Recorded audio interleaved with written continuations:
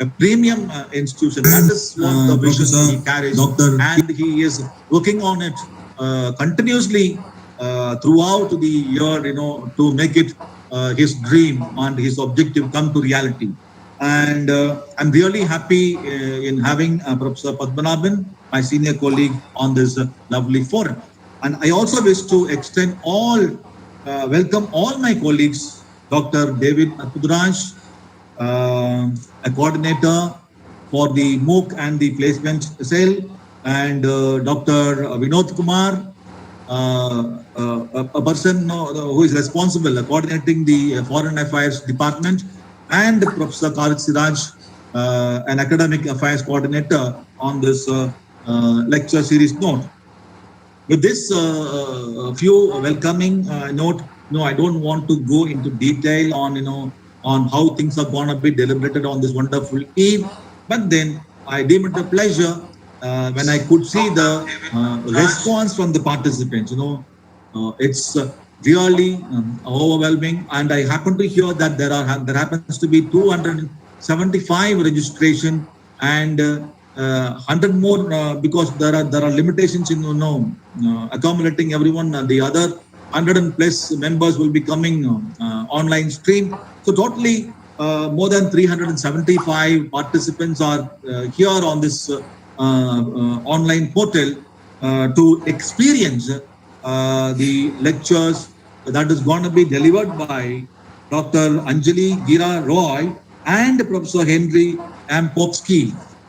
So with this small note, and with I also wish to welcome all the members present over here. There might be few professors from varied universities, research scholars, and students, from across globe, are there in the portal.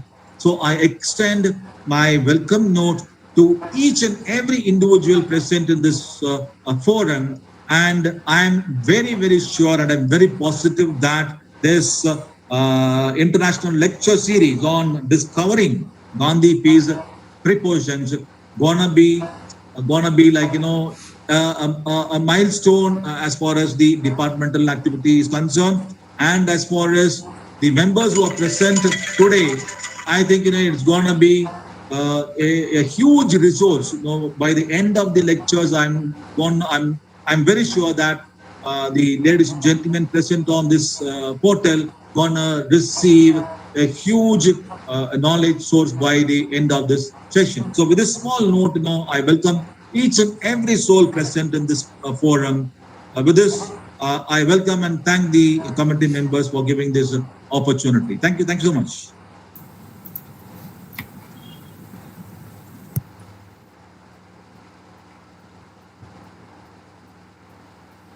Thank you, sir.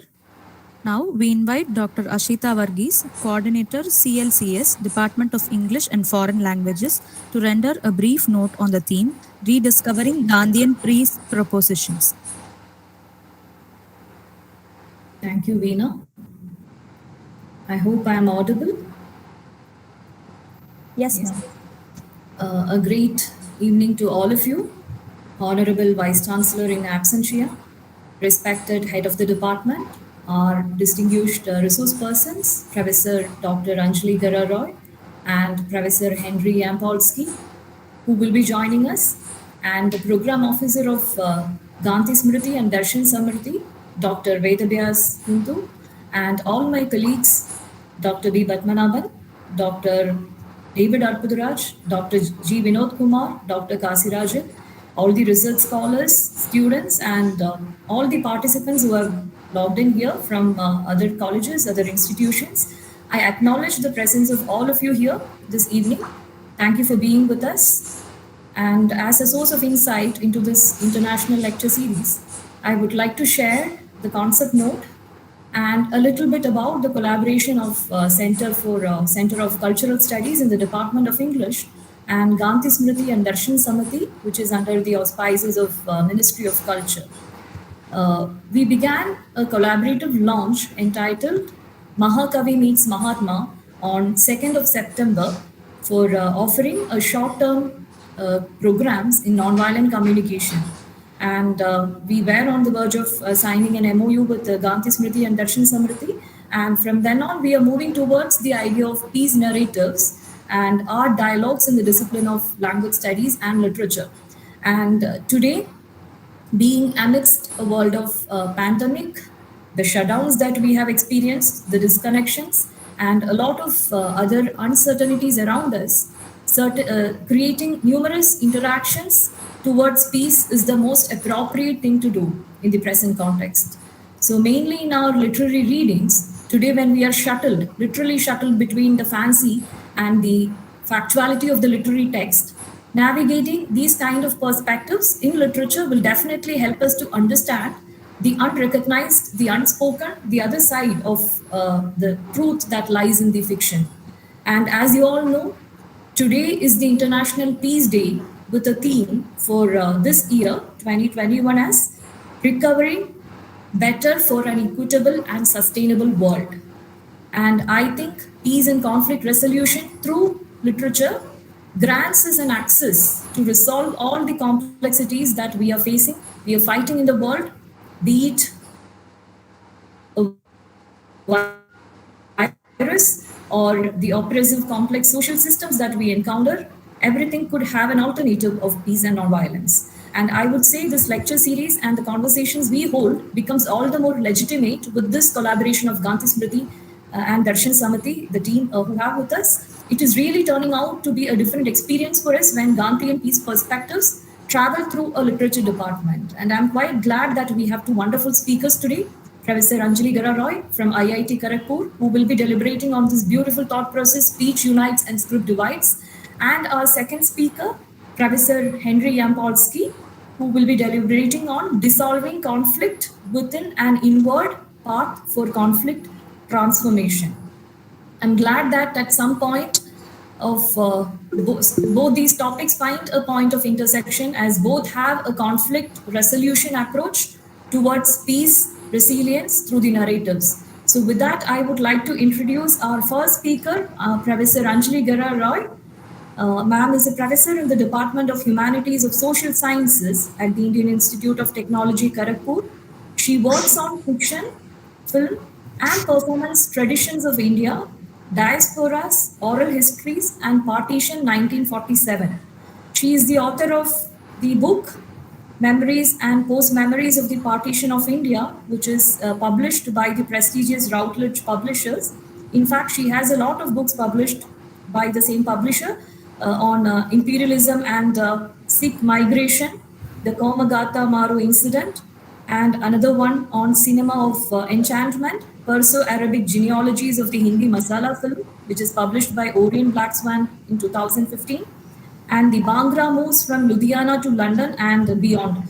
So there are a lot of other works as well. She has edited works, Imagining Punjab, Punjabi and Punjabiyat in the transnational era, and The Magic of Bollywood at Home and Abroad, which is published by the Sage Publishers, New Delhi. And she has also co-edited with Robin Andrews the book titled Beyond the Metros, Anglo-Indians in India's Smaller Towns and the Cities. So there are many more works. Because of the time constraints, I'm not deliberating on that.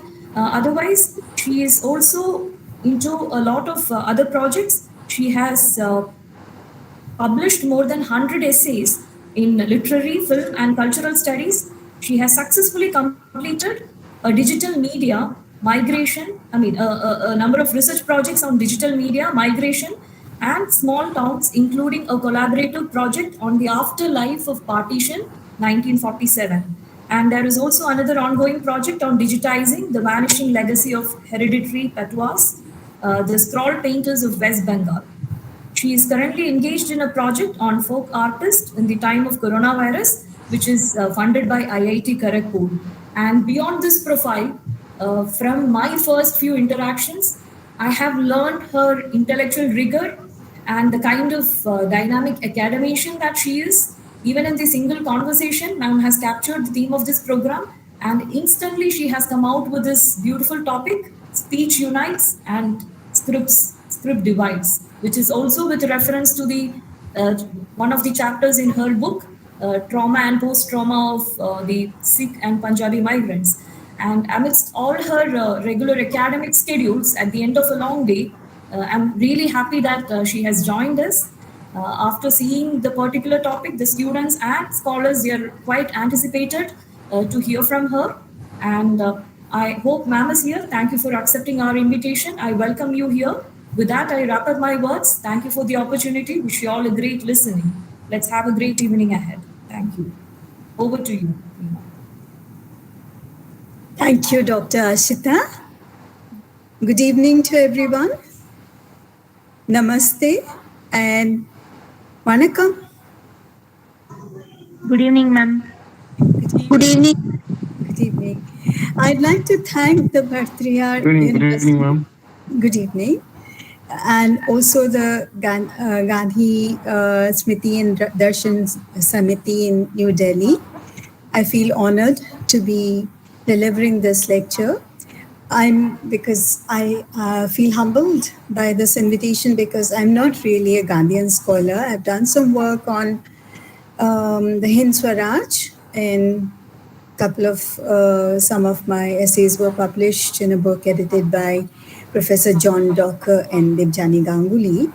But other than that, I cannot claim to have the kind of expertise which Gandhian scholars have. So I'm really humble. So I would like to thank Ashita for drawing me into this rather, because I suggested to her that I could perhaps talk about my book on partition. But then I realized that, the book is more about violence. It's not about peace. Whereas my other work does talk about how if I may use the word, the bleeding body of the nation or the bleeding body of Punjab can be healed using culture, music, and writing, because that has been done. So I thought of a more recent work in progress where I have looked at this in my other essays also, but in this I have directly engaged with the overlapping and syncretic boundaries of the region. So I'm going to be taking you to Punjab. You're all in Tamil Nadu. Enakku kunju Tamil theriyo because I went to college in Stella Maris in Madras. So I know Tamil, and I have grown up in Adyar and Madras. But I'm going to be taking you all to Punjab because more of my recent work is on Punjab. And this work is about the Sant traditions of Punjab. So Dr. Reddy, Dr. Padmanabhan, Dr. Kundu, and Dr. Varghese, with your permission, I begin my lecture. But before that, I would like to play a little clip. So I don't know the sharing options in this. I was wondering how I share the options because I would like to play this clip. Do let me know if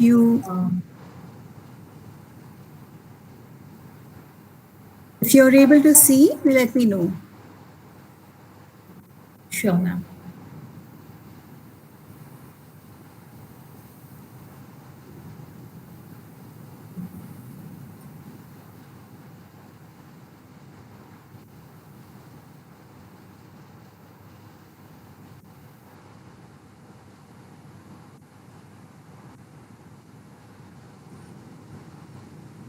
Could you share the screen, ma'am?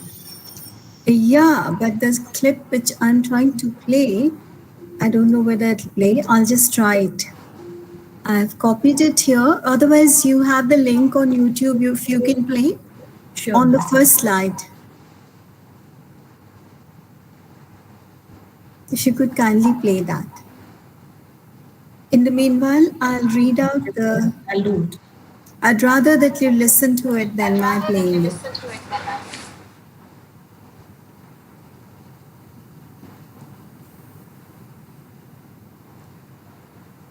Ma'am share ചെയ്യാൻ പറഞ്ഞോളൂ. അതാ share ചെയ്യാൻ പറഞ്ഞു തരും.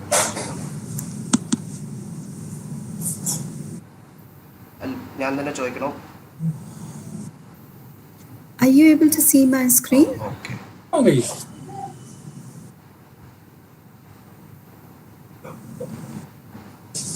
Yes, ma'am. Yeah. But do you see my PowerPoint? No. I'll just Not it. yeah, I'll just click on the PowerPoint.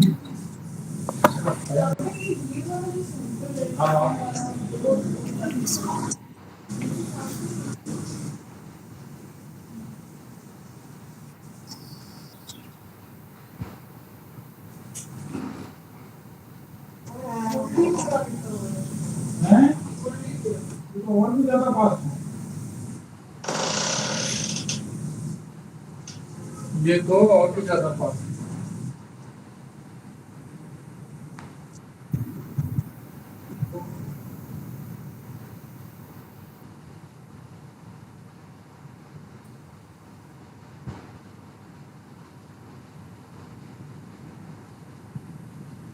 Is it sharing now? Yes, ma'am. Okay. So may I request Ashita to play the clip? The link is copied here.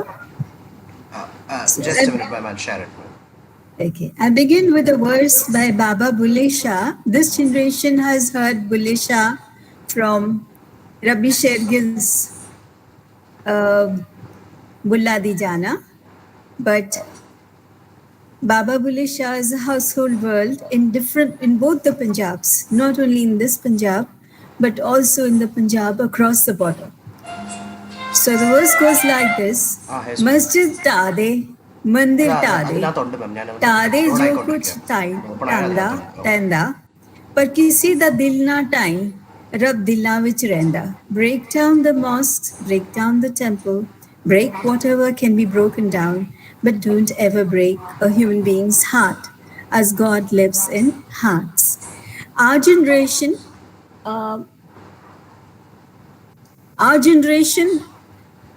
might recall, I don't think there are many people from my generation in this audience, but this lone rendering of this verse in India was a film which was just like a cult film of my generation, of Bobby, the film Bobby, which was Mandir, Beshak Mandir Masjid Todo, par pyar bara dil kabhi na todo.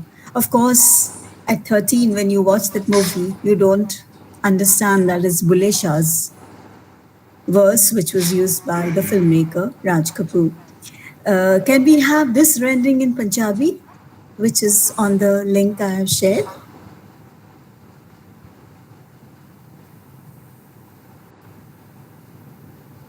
Ma'am, just a minute. Yes, ma'am. I'm loading it. It is a link in the PPT, right, ma'am? Yeah. Yeah, just a minute, ma'am. I'm loading it. I'll play it. The second slide. Yeah.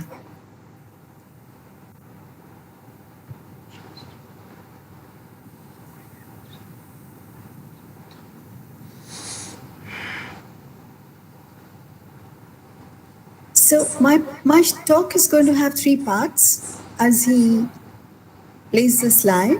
The first part of my talk, I'm going to talk about the shared speech communities of the region of Punjab, and I emphasize the word region. I don't bring in nations, and how these shared speech communities or the syncretic overlapping boundaries in the region of Punjab were split first by script, then by religion, and then finally by nation.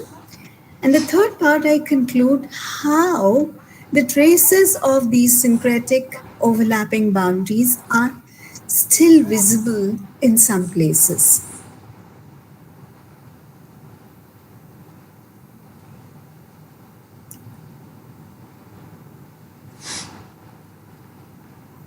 If it's not working, we can proceed.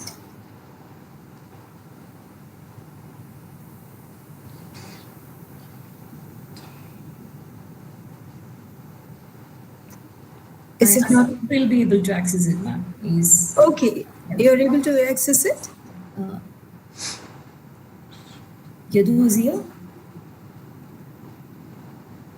Yes, ma'am. Ma'am, is it Masjid Da by Mandir Dadi, True Beautiful Life? Yes, that's the one. That's one. Yeah, I've taken it, ma'am. I'll share the screen in a minute.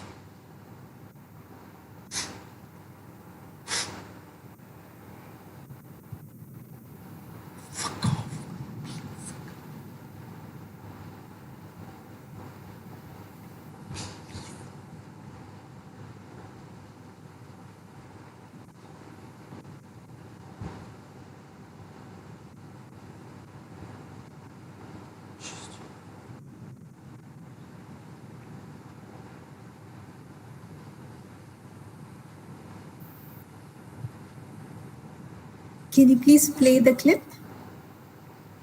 Yes, ma'am. I'm sharing the screen.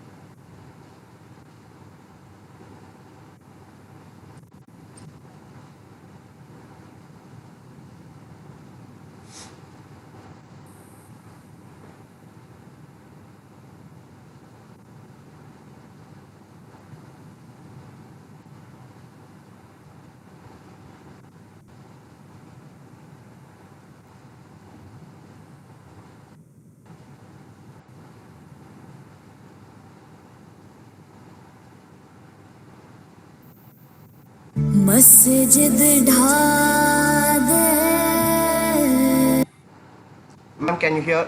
Is it audible, ma'am? Yes. Yes, it is. It is. Let's start from first. Masjid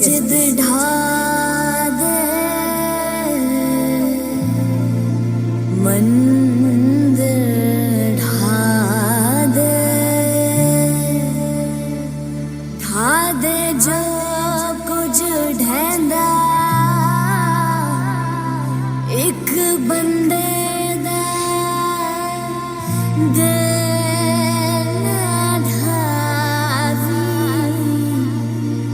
रब दिलां विच रैंदा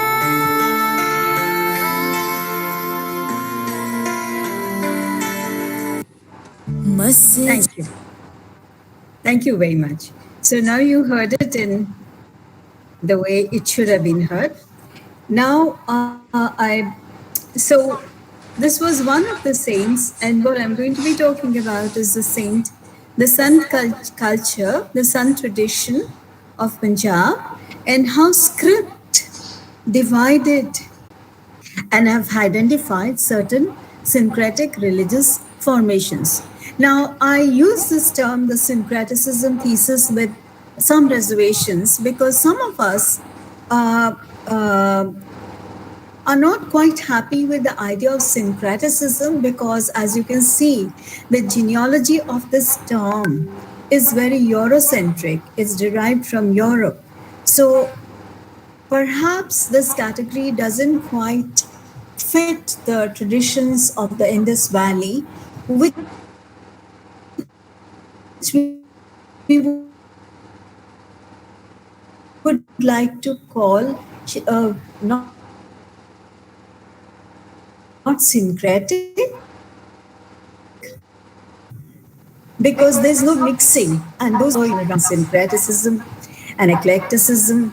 So what we have proposed is not syncretism, but the shared practices or the shared boundaries of the regions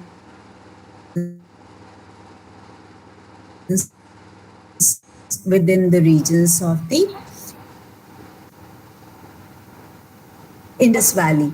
It was very obvious to people that the culture, even the rituals were shared, but people were hesitant to talk about the shared religious boundaries, which scholars have brought to light. So it's mainly the scholars in Punjab and Sikh studies who have brought to light the overlapping porous, fluid religious boundaries at the village level in the region of the Indus Valley.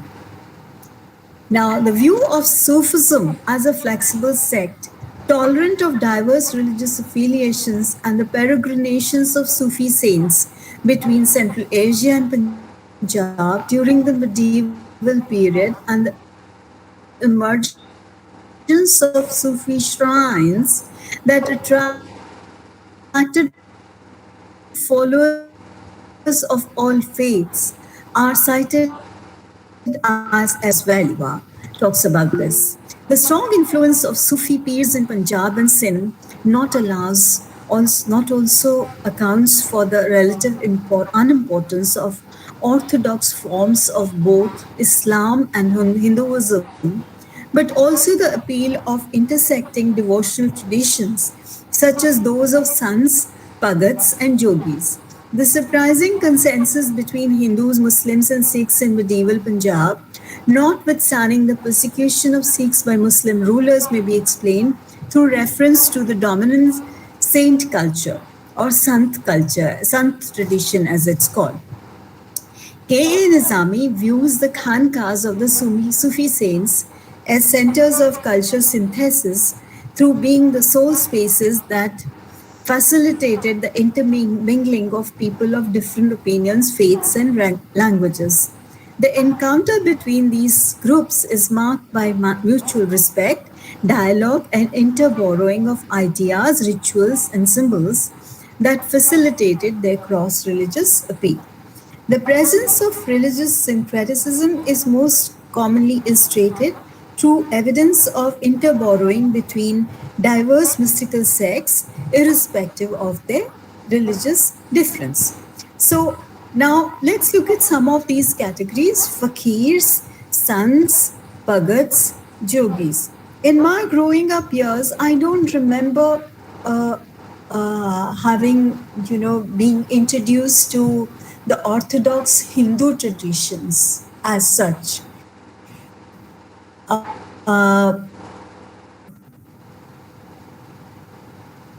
Which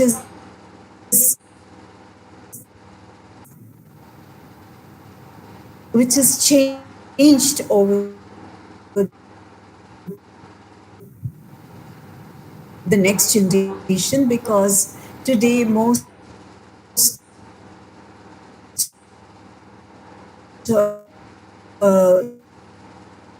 Hindus in Punjab also follow what is a pan-Indian Hindu kind of forms of worship. They follow the same rituals. But in my childhood, I remember it was I don't remember going to a temple, but I remember visiting our state. They'd never been they would be fed, they would also be given some alms. I would be surprised by this blind fakir was received with such respect. I wasn't aware of the popular act of that generation of people who had just migrated from West Punjab, and those practices were still very popular in parts of India, which have been overtaken. I can say they have been superscripted by more, pan-Indian practices of the polytheistic Hindu gods, which I see within the same families where the grandmothers or the great-grandmothers followed those practices. Those have been discarded by the new generation, and they are into the same pan-Indian pantheon of gods, which has kind of erased those traces of the popular practices which were prevalent, say, even 20 years after partition. Fortunately, in Sindhi gurdwaras, in Sindhi places of worship, one can still find those practices, which I'll talk about later. So the categories of fakirs, sants, bhagats, and yogis intersect in the rejection of orthodox religion in their renunciation of all worldly possessions and adherence to devotion as the path to attaining wisdom, scholars have pointed out the specific differences partially emanating from their diverse origins. The most significant distinction is that between the Islamic and Hindu devotional traditions and between the Saguna and Nirguna within the Hindu. With this audience, which is not unfamiliar with the Bhakti cult, which originated in the Deccan, these are different names. So we are really talking about the Bhakti tradition and the Sant tradition, which coalesce, which intersect with one another. In contrast to fakirs and sants who have an Islamic or Hindu provenance, respectively, Bhagats may belong to any sect.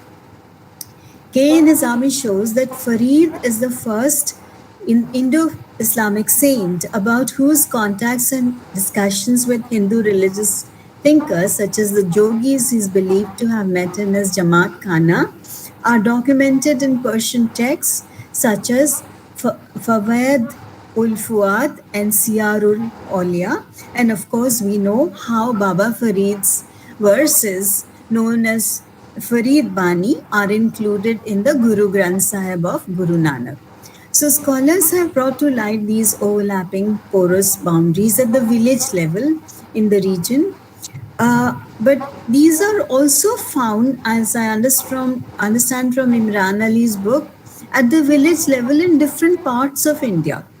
The same tradition that demonstrates a strong degree of interborrowing and interfaith dialogue has often been examined as a syncretic space and interfaith dialogues between saints across boundaries of region, language, ethnicity, and religion identified in there. However, in identifying shared spaces and practices, scholars point out that these informal structures of piety cannot be grasped through Eurocentric understanding of religion, since formal religious identities had not yet crystallized in the region. So, what are these shared spaces? Several shared spaces have been isolated, and some of the scholars who have isolated those are mainly Harjot Oberoi, who has revealed the existence or to the presence of fields of piety that transcend the barriers of Hinduism, Islam, and Sikhism. Anna Beglow, who shows that how at Heather Sheikh's tomb shrine is also the location of a vibrant multi-religious cult, which is visited by Muslims, Hindus, and Sikhs, both resident and non-resident, daily and at festival times. This is in Malerkotla. And Bhatti and Mishon have talked about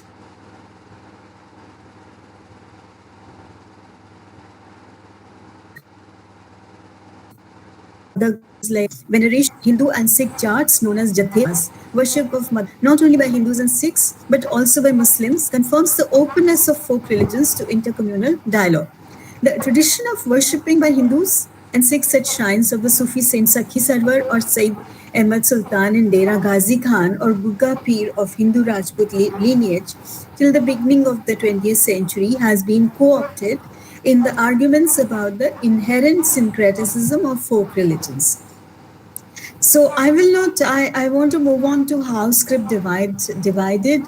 So I'll quickly run through these slides to show you some of these spaces of shared spaces. So let's look at Fariduddin Shakarganj of Pakpatan.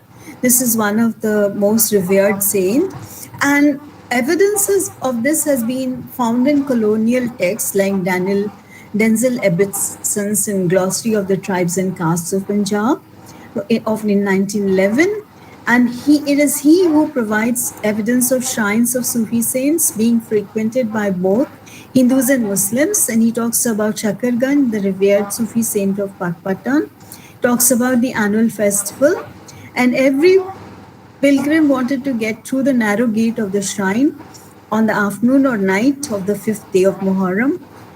So they have said that this saint was adored both by Hindus and Muslims to confirm the presence of shared spaces of worship. He also talks about the overlap between Hindu, Muslim, and Sikh in the shrine of Khwaja Nur Muhammad, which is a site of Panch Pirani John, the sacred tree that the Sikh Guru Nanak is believed to have blessed. So here both Hindus and Sikhs offered prayers, even though they propitiated the saint with different objects for bringing them the desired wishes. Then we have Sakhi Sarwar in Dera Qazi Khan, which has been revealed by Farina Mir. 3 shrines of Baba Farid at Pakpatan, of Sakhi Sarwar at Dera Ghazi Khan, and Mia Bibi in Hoshiarpur district, to argue that the trends and practices documented for these shrines were in evidence across colonial Punjab. And the audience for the performance of poetry at these shrines included men and women of all religions. Now we come to Guga Pir Shrine, which is in mirroring the Hindu and Sikh following of Baba Farid and Sakhi Sarwar, is the worship of Guga Pir, a snake god of Rajput origin, by both Hindus and Muslims who know him by the name of Jar Pir. In Bengal, they have the idea of Satya Pir. The veneration of various saints at innumerable shrines in Punjab that serve as the sites of Punjabi folk's religion similarly offer opportunities for intercommunal dialogue through a contestation of organized religion. As you can see in this image, which I have borrowed from Yogesh Snehi's new book, you can see a Sikh maintaining this shrine and worshipping at the shrine of Guga Pir. So I think I will skip this because these go on to illustrate how syncretism is not quite the word to describe these places of worship. So what they are saying, Peter Van Dier and others are trying to say that we can't really talk about syncretism because there's no mixing. The identities are separate, but there is sharing. So he says that when Hindus and Muslims come to see touch the saint, they might have simpler of idea. They might do it, but the participation of Hindus is restricted. So while Hindus are permitted to benefit from the saint's day, but there is a limit. So he says that this veneration of saints' shrines creates a community that is hierarchized, and Hindus remain on the outer fringe of ceremonies such as the Saint's Day. Similarly, Miles shows it's a more complex intermingling when he talks about Baba Farid shrine. So he says that it is the seat of an ancient Hindu shrine of Hindu worship dedicated to Hindu yogi that had traditionally served as a center of resistance to the oncoming waves of Islamicization. So the memory of the yogi, who is believed to have been converted to Sufism by Farid, is reaffirmed in the performance of the ceremonies to the celebration of the Urs of the Sufi saint. So a Hindu Brahmin rings the bell before leading the incumbent of the shrine through a narrow 5 feet into 2.5 opening known as the Gate of Paradise. And they have to perform the ritual seated on the yogi's tomb. So the shrine has never attracted Hindu devotees like Sakhi Sarwar, and no Hindu ever passes the door of paradise, but this might have preserved communal harmony. So now I move on to the second part of the talk, where since I'm short of time, I will just summarize it. So what happens? How do these shared boundaries not only in the realm of culture and but also in the realm of faith, how were these shared boundaries destroyed? So this is based on the research on exploration of the work which has been done by historians and anthropologists in this area. And the consensus is that these boundaries were destroyed, A, by the coming of Islamic, Hindu, and Sikh nationalism, B, by the splitting of, the birth of formal religions and the birth of Islamic, Hindu, and Sikh nationalism, and third, the use of script in the formation of A, religious identities, and B, in the formation of national identities. I can go on and on talking about this because this is my area of expertise, script, language, and speech. But I'll summarize it for you. So the emergence of this emergence of formal religious identities, this is Oberoi's thesis, is believed to have signaled the end of overlapping, porous, fluid boundaries that prevailed until then. Now, the eruption of religious reform movements with their commitment to the differentiation of social religious identities and their rigorous polarization is believed to have destroyed the easygoing pluralism that permitted different communities to live in peace and harmony. Oberoi argues that religion is a relatively recent phenomena in the history of Indian peoples. So he says that it's a birth of formal religion, and its reification in the 19th century turned into something separate, distinct, and concrete, what is now recognized as Hinduism, Sikhism, Buddhism, and Islam. Now, Peter van der Veer, now he has a different thesis. He traces this split in the community, the shared speech community. I use the word speech community. There's a speech community, a regional ethno-regional community which identifies with the region of the Indus Valley, speaks the same language, albeit in different dialects, but there are, other than differences of faith, they don't see themselves as different. So how does this intensification or the splitting of the speech community begin? According to Peter van der Veer, this happened with the emergence of the tomb cults at the end of the 19th century. So the period kind of intersects with what Harjot Oberoi talks about.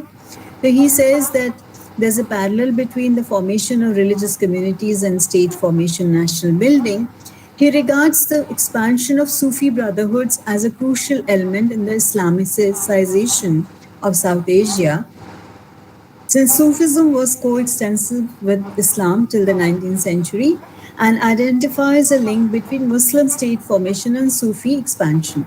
He shows that Islamicization of the subjugated people was accomplished both by force and the soft persuasion of the Sufi saints, in view of the fact that adherence to the Sufi code also implied a socialization into the order of Islam. So now it's not Farid who, there's no denying that Sufi saints played a role in the Islamicization of the nation, but Eaton contests that Islamic conversion thesis is contested by suggesting that people had become absorbed into the religious ideology of that society. He points out that people, for those Indians who adhere to Islam, the rituals, symbols, and practices of local religion served as the models of the descriptions of the social order and religious life. So this is, now how do we know this shift? Eaton talks about a shift of names.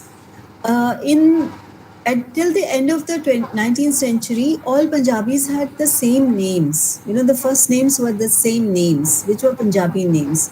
Laina Singh, Paina Singh, and, you know, or they would just have Ram Khan or Singh added to it, depending on whether they were Hindus, Sikhs, or Muslims. But the names were the same. But towards the end of the 19th century, we find that the names have changed to Islamic names.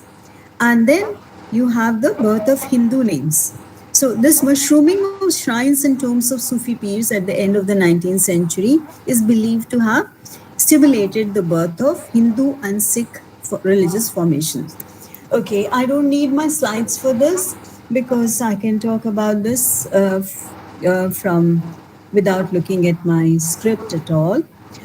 So what happens in response to the increasing Islamicization of the region, we have the, there's a kind of response from Hindus. So there's a increasing Hinduization of the nation. Remember, this is during the nationalist movement, and with the Islamic end of the 19th century and the beginning of the 20th century, we know that the Congress was formed in the end of the 19th century. So the Hindus feel threatened by the increasing Islamicization of the region, and there's suddenly this mobilization of Hindu identity. One would be surprised to find that the Arya Samaj, which is a reformist sect in Hinduism, which was born around that time, which originated, whose founder was from Gujarat and which originated in Gujarat. Why is it that this sect has more followers in Punjab than anywhere else in the country? I'm sure that most people are not even aware of the idea of Arya Samaj in different parts of India. In fact, I once met a Mangalorean gentleman who was under the impression that Arya Samajis were all people from lower castes who converted because they were not adopted in mainstream Hinduism. Whereas in Punjab, you have very people from very high castes, Lala Lajpat Rai himself. So they were Khatris and Aroras and upper caste people who happily joined the Arya Samaj movement. Now, why was this? Because Hindus were in a minority in West Punjab. And with this Islamicization of the region, they needed to consolidate that their Hindu identity. And the Dayanand Saraswati just arrived just in time to answer that need. So now most Hindus gravitated towards, not just Hindus, some Sikhs also. Initially, the Sikhs also gravitated towards Arya Samaj in the hope of responding or resisting the increasing Islamicization. But how did Arya Samaj contribute to the split between different communities of the region is what concerns me, because I'm from an Arya Samaj family and I had no idea, because my understanding of Arya Samaj was that it went back to, Vedic religion and did not believe in it was a reformist movement. So it returned to the Vedic rituals and Vedic religious practices. But that Arya Samaj was used as a political tool in the rise of Hindu nationalism was something which was not known to me as a practitioner of Arya Samaj rituals until I read the literature on Arya Samaj, and I found that how initially the RSS and the Hindu fundamentalist organizations, which later probably, I would not like to use that term, in fact, the Hindu organizations which worked together with Arya Samaj, because Arya Samaj had its own schools, it had its own institutions. So how the Hindu organizations use these schools and institutions to inculcate young Hindus, both males and females, in what is Hindu culture. And this is where script comes in. When I come to Sikhism, I'll show how script comes in. So in the Arya Samaj schools, some of you might have studied in the Dayanand DAV schools. It's the full form is Dayanand Vedic, Anglo-Vedic schools. And an entire generation of Punjabis, especially men, I think it was the main school, initially it was DAV school, was a main school. They were all educated in the DAV institution, where a strict Arya Samaji code was followed. Now the Hindu code of Hinduism is trying to respond to the denigration of the colonial rulers of Hindus as effeminate, and they're trying to inculcate masculinistic characteristics in Hindu males. So this whole regimen of spiritual and physical discipline was inculcated in the schools, beginning with Vedic rituals. All the schools would have havans and a very strict code of physical training. Also religious instruction in Hindu religion.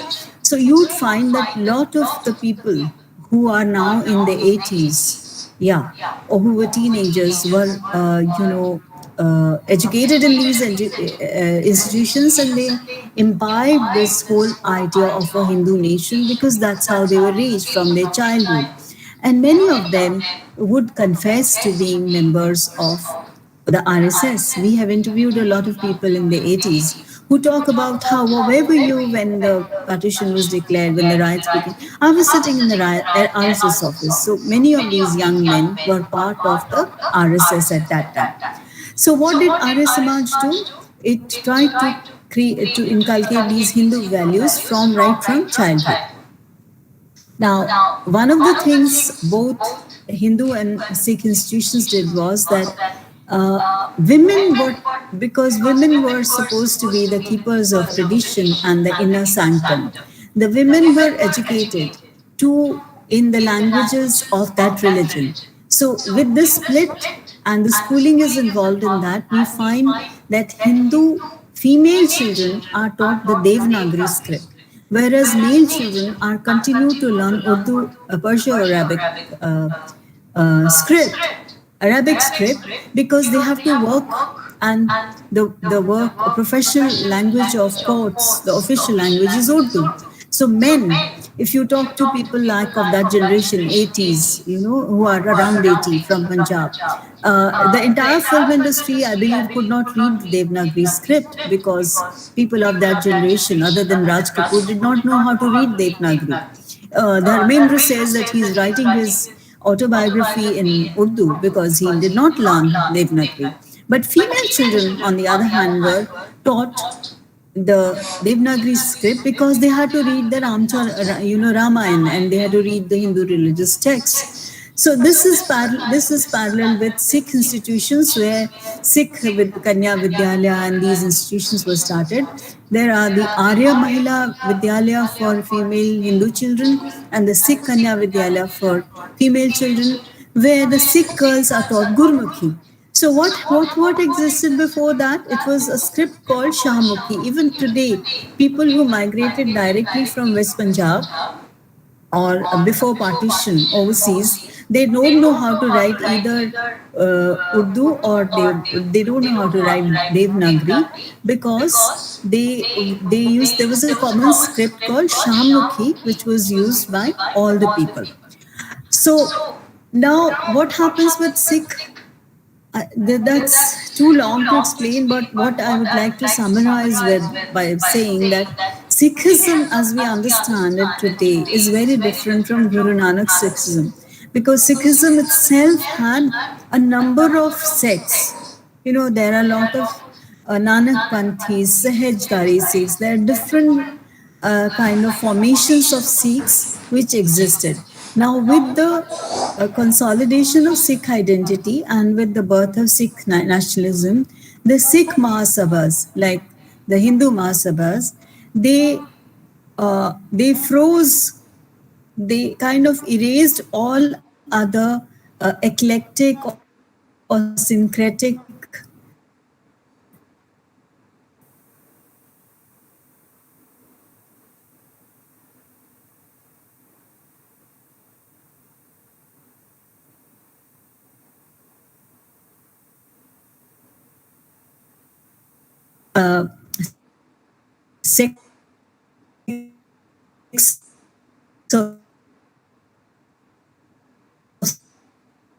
Sikhism, which allowed not strict about many certain sects of Sikhism. Now, with the birth of Tat Khalsa, where Tat Khalsa was declared as the only form of authoritative Sikhism, where you were expected to observe the 5 Ks, the other sects kind of were swept under the carpet. And this became, the Khalsa sect became the authoritative sect. And with this also began the movement to separate Hinduism from Sikhism. Are you aware of this in some families? And many Hindus continue to worship in Gurdwara because that was the tradition. So So there were no boundaries between Hindus and Sikhs, between Hindus and Sikhs, because of the Arya Samaj, because Arya Samaj did not consider the Sikhs to be part of Hindu tradition, they were not in Sanskrit language. So because of these kind of ridiculing of the Guru and others, the Arya Samaj lost its Sikh followers, and then the Sikh movement of Hamduni.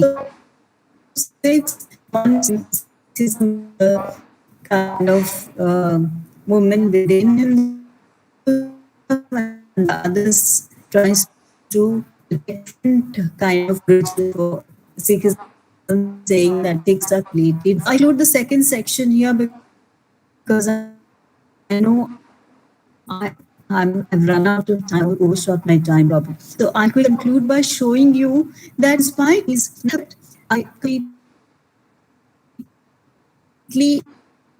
I borrowed Paul Brass's thesis, which some of you will be familiar with, class structure of religion, and then in the construction of national boundaries.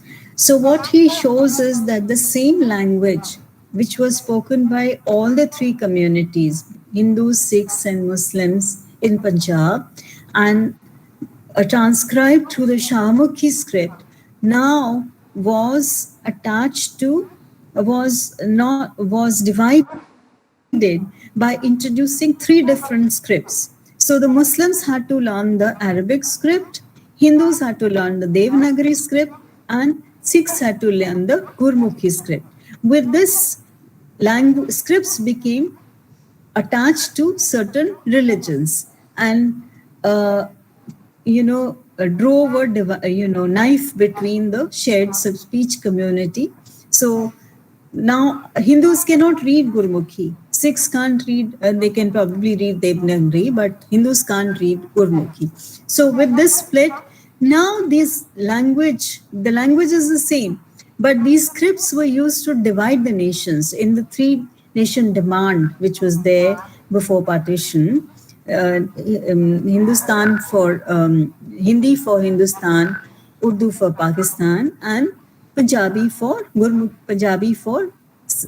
Khalistan.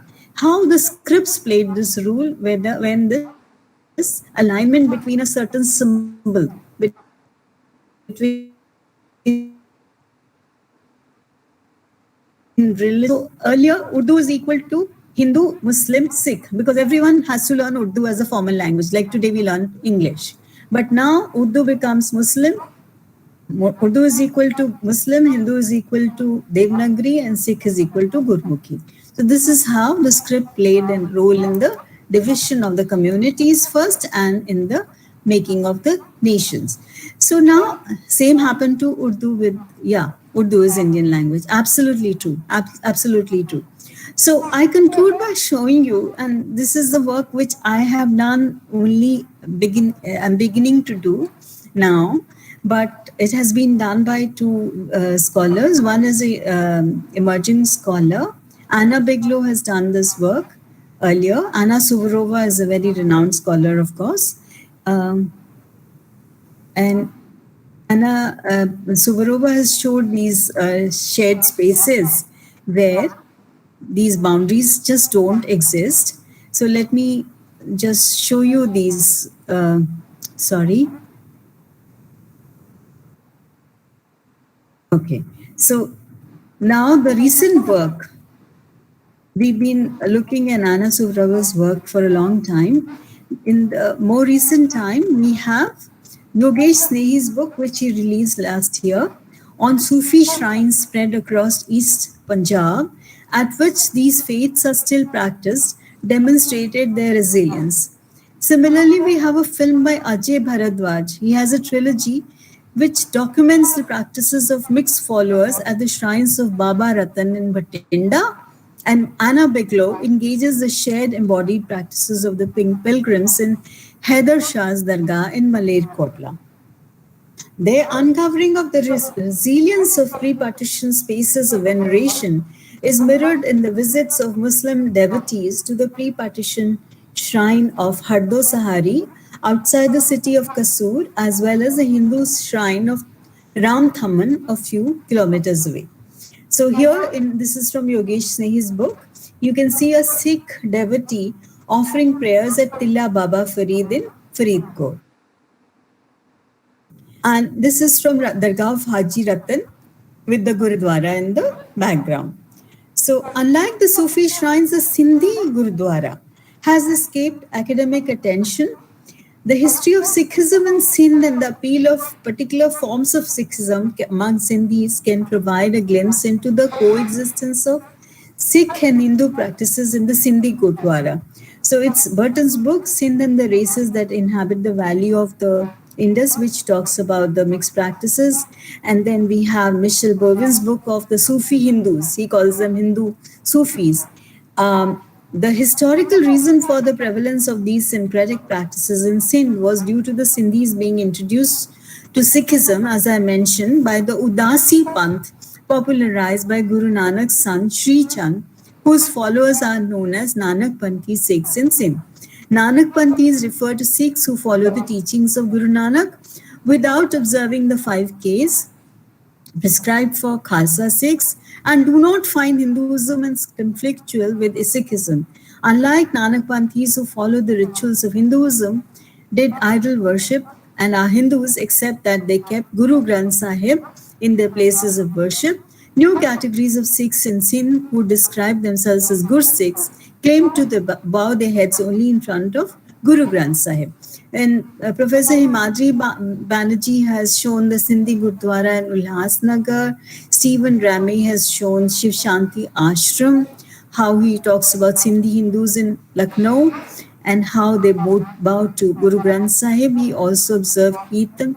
Now, finally, my own work in the Sindhi Gurdwara tucked away in the Sindhi colony in Coxtown in Bangalore, where Sindhis arrived in 47-48, still display traces of Nanak Panthi practices in which Hindu practices are not incompatible with the worship of Guru Granth Sahib. A visit to the Gurdwara in 2019 revealed the Guru Granth Sahib placed under a canopy in a rectangular hall flanked by images of Hindu gods and goddesses on walls on either side and a little mandir with idols of Hindu gods on the other side. On that particular evening, it was mesmerizing for me. The gathering of women sang bhajans in Hindi, led by the priest's wife, before the performance of the aarti in the temple, in which Sanskrit chants were interspersed with bhajans in both Hindi and Sindhi.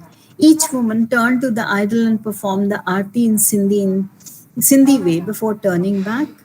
And then at the conclusion of the prayers, what I found was the importance accorded to the Guru Granth Sahib by the priest foregrounded the central position of the Guru in the prayer hall, as the calendar reveals the days of all the Sikh Gurus are celebrated with recitations from the Guru Granth Sahib. So I have pictures of it, but I don't have time. I have some recordings of the aarti also, which was performed. And then I visited a house where this gentleman's mother had brought a Guru Granth Sahib at the time of partition. She didn't bring back anything with her except for the Guru Granth Sahib from the Gurdwara in her village. And he has lovingly preserved that. So there are gods and goddesses. There's Ganesh, Lakshmi, all the Hindu gods and goddesses. And in the center, you have the Gurdwara. I have that image somewhere, but I couldn't locate it before the presentation. So with this, I bring my talk to an end. I apologize if I have exceeded my time. Thank you, ma'am. Thank you so much. Yeah, I hope Veena will take up now. Yes. Thank you, ma'am. Now we request the participants to raise their questions or clarifications with the speaker, Professor Anjali Gera. The participants are requested to unmute themselves or to post their questions in the chat box.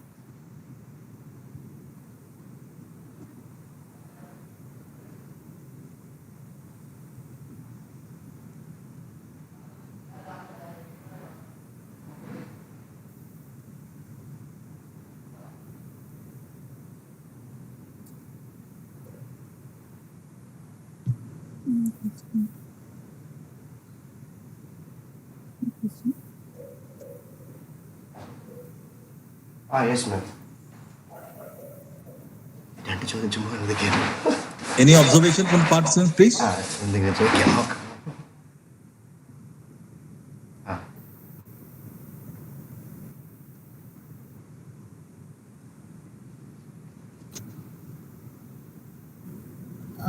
Veena, could you please read the questions? Those are posted in the chat box. Yes, ma'am.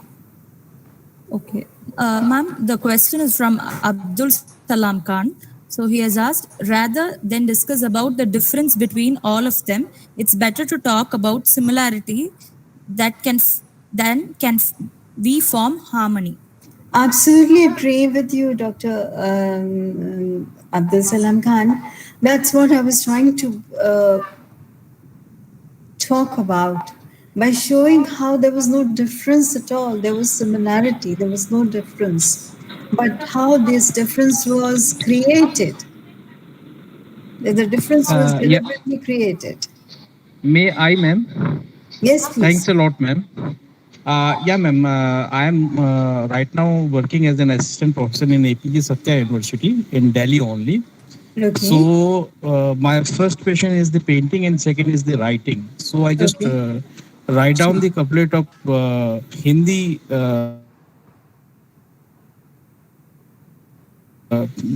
poetry that is started as na मैं राम ना रहीम ना मैं हिंदू ना मुसलमान हूँ बोली है मेरी हिंदी हाँ मैं ही सच्चा हिंदुस्तान तो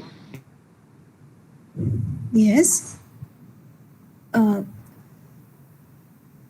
So I did not go into that. Actually, I came to we are discuss about the similarity, then can only we form the peace and yes, but that cuts across all some traditions, which is what I was trying to show, from which you have quoted probably, because I'm more familiar with my Kabir and Rahim and Surdas because I grew up in UP and I came to Punjabi. I mean, Punjabi was the language my home, but my schooling and everything was in UP and later in Tamil Nadu. So the Sant tradition is what I'm familiar with. I'm saying it's by returning to the Sant tradition, which is again in the south. You think of the Vachanas in Karnataka or the entire Bhakti tradition in the south, that I think there is room for harmony because the sons don't know any religion. So my point that I was trying to make is that it's the birth of formal religion rather than the sons, which introduces differences between people who are the same.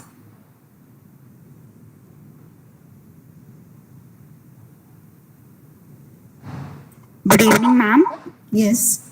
Ma'am, I have a query. Sure. You discussed as to how script is divisive in nature, how script was used as a means to divide people. So, can script be reused as a tool for union in the current scenario? Absolutely, absolutely. I was not trying to say that script is inherently divisive.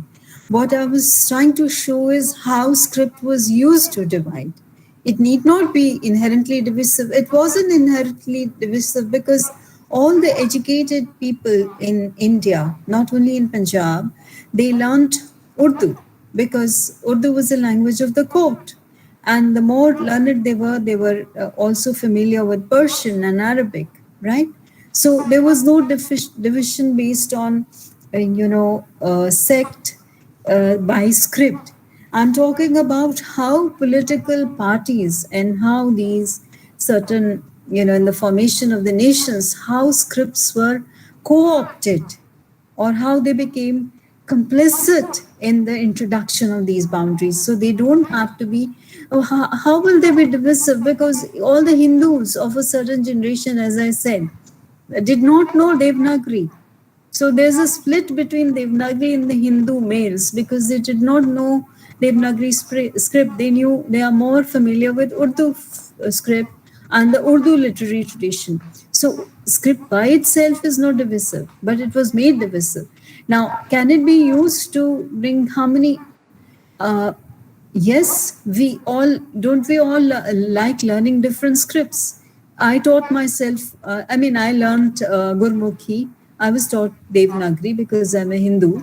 But then, one of our school teachers took extra classes and offered to teach us Gurmukhi, and I did it. So I can read the basic alphabet. And since I live in Bengal, I can even read the Bengali script. So I don't think script is divisive. I would like to mention here that there is a center in the University of Patiala, which was headed by Dr. Gurpreet Lehel, which is making it possible for the speech communities to come together. How? Digital technologies. So they've developed this software where there's a simultaneous translation between Shamukhi, Gurmukhi, Devanagari, all the scripts. So if you want to read the Guru Granth Sahib in Devanagari, you just type it and it comes. So, that's a wonderful way of bringing the speech community together through script. So the script is immediately available online. You can read all the texts. The texts which were available only in Gurmukhi, now one can read them all online. Have I answered your question, Nivedita? Yes, ma'am. Thank you so much, ma'am. Thank you. Ma'am, good evening, ma'am. I do have a follow-up question on that. Sure. Based on Nivedita asked, it's a different question that is attached with that. You said script divides in particular form, but for an idea of a nationalization, that division is actually good, right? Bring in but then, if you think of even India, when you think of Hindi as a Rashtra Bhasha, as a national language, okay? Yes. The Hindi becomes a Rashtra Bhasha. So you're in the South. Even within the North, there was a big controversy about whether Hindi can be adopted as a Rashtra Bhasha, okay? And the resolution came not because of any patriotic reasons or because of forming the nation, but as Francisca Orsini has shown, that it was because of economic reasons. Now, what happened was, even in the Hindi belt, the Hindi was not used as the official language. It was Urdu. Now, what happens? The Kayas who serve in the courts, they are fluent in Urdu, okay? And they can read and write Urdu, so they find employability. Now the Brahmins feel threatened because there are no jobs for them, because they cannot read the Arabic script. So these studies have shown that it was a very political kind of reason why Hindi became the Rashtra Bhasha, because of a dominant group which felt threatened and wanted to drive out, because Urdu was written both by Hindus and Muslims, but a particular group within the Hindus decided. So now with the South, we have another kind of problem. Why should Hindi be the Rashtra Bhasha? Or why should Sanskritize Hindi be the Rashtra Bhasha? That is the main controversy. Because there was Hindustani, which was a mix of, there's so much work done on how Hindvi, Delvi, Rikta, how it developed. And that was a shared language, which came to be known as Hindustani later. And how that was taken over by very Sanskritized Hindi as with the run-up to the partition, and with Urdu becoming more Persianized, how that divided. So yes, it is essential for the formation when a script or a language becomes the site for the consolidation of national identity. That's what happened with Hindi and Urdu, both, as Hindi became Sanskritized and became attached to India, and Urdu became Islamicized and Persianized and became attached to Islam and Pakistan. So, but what happens to the real language? Do we, any of us, that's why I said speech communities. When we speak today, do we still use Sanskritized Hindi? It's used only in Rashtra Bhasha Divas and the printed text. But do we use Even the writers, Premchand himself did not know how to write Devanagari, or he was not fluent in Devanagari. He learned only later. His earlier books are in Urdu and they are very Urduized. So the founders of literature themselves were not fluent, right? Ma'am, like so as you mentioned, but as a person, as we all have only learned Devanagari script, I think doesn't that script actually brought a lot of people together rather than dividing? I personally feel it brings a lot of so people within together. within the nation. But I was talking about a particular period when. So I was actually And like historicizing. one more thing is I'm like talking about even a particular though period. the script divided it, basically for people who like I haven't learned Urdu as a language, but reading to it, it is more similar to Hindi and Persian. So See, I was talking about a particular region. So it divided the people of a particular region. What is your mother tongue? I'm Malayalam. So suppose Malayalam is written in Urdu and in Arabic script and Devanagari and Malayalam, then how would you feel? I'm talking. Think of a scenario like that. Like no, ma'am.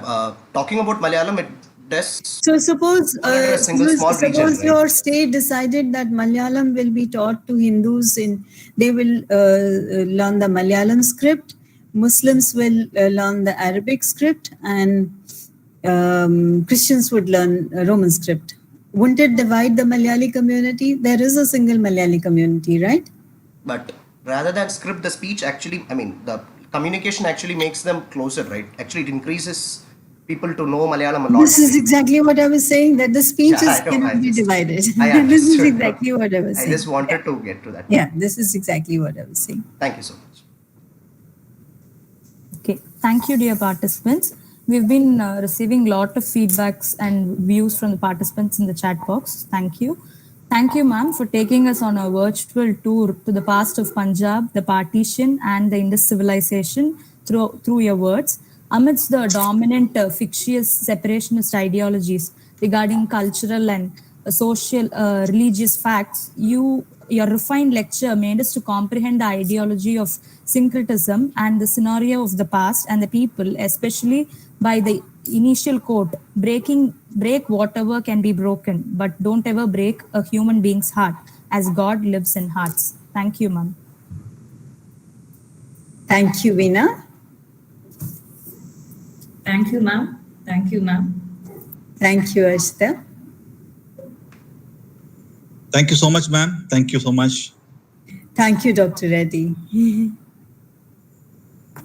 So we're moving on to the second session of the International Lecture Series on the topic Dissolving Conflict from Within, an Inward Path for Conflict Transformation by Professor Henry Yampolsky, Assistant Director for Education, Outreach and Conflict Resolution, Virginia Tech University, United States of America. Now, may I invite Dr. Vedavyas Kundu, Program Officer, the Steel Spine of Gandhi Smrithi and Darshan Samithi, to introduce the speaker of the next session. Thank you. Thank you, Professor Nagraj. Thank you, Dr. Ashita. Henry, you are there, no, Henry? Hello, Henry.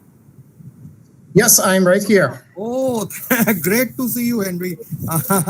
So it is wonderful that we are doing this program with, say, the Bharathiar University, one of the leading universities in India. And we have started this Gandhi Peace and Non-Violence Dialogue Study Center with the university. So this is a special program we are doing as part of International Day of Peace. And we look forward to having more interesting programs with the university, research work, and especially related to peace linguistics and all. And also with us, we have Professor Nagraj, who is the head of the department, you see, of English and foreign languages, and Dr. Ashita, who is basically, who is also teaching in that, and she's coordinating this program. And we have all members of the very distinguished faculty members and the students. And just now you heard Professor Alka Gera Roy. She is from the Indian Institute of Technology, Kharagpur. So all these people, all these institutions are well known to you. We will start this peace and non-violence lecture of yours, and it is a great honor, Henry, to have you in this forum, this program being organized by Gandhi, Smrithi, and Darshan Samithi, and the Department of English and Foreign Languages, the Bharathiar University, on this very, very important topic. Know how we can resolve conflict from within, the conflict transformation. And for the audience here, let me introduce Henry, because I have known him for quite some time now, and we've been talking, and in October we are doing a major program with the Virginia Tech University on the issue of bullying and conflict transformation. Professor Henry Yampolsky is an internationally recognized expert in conflict resolution, mediation, and peace building.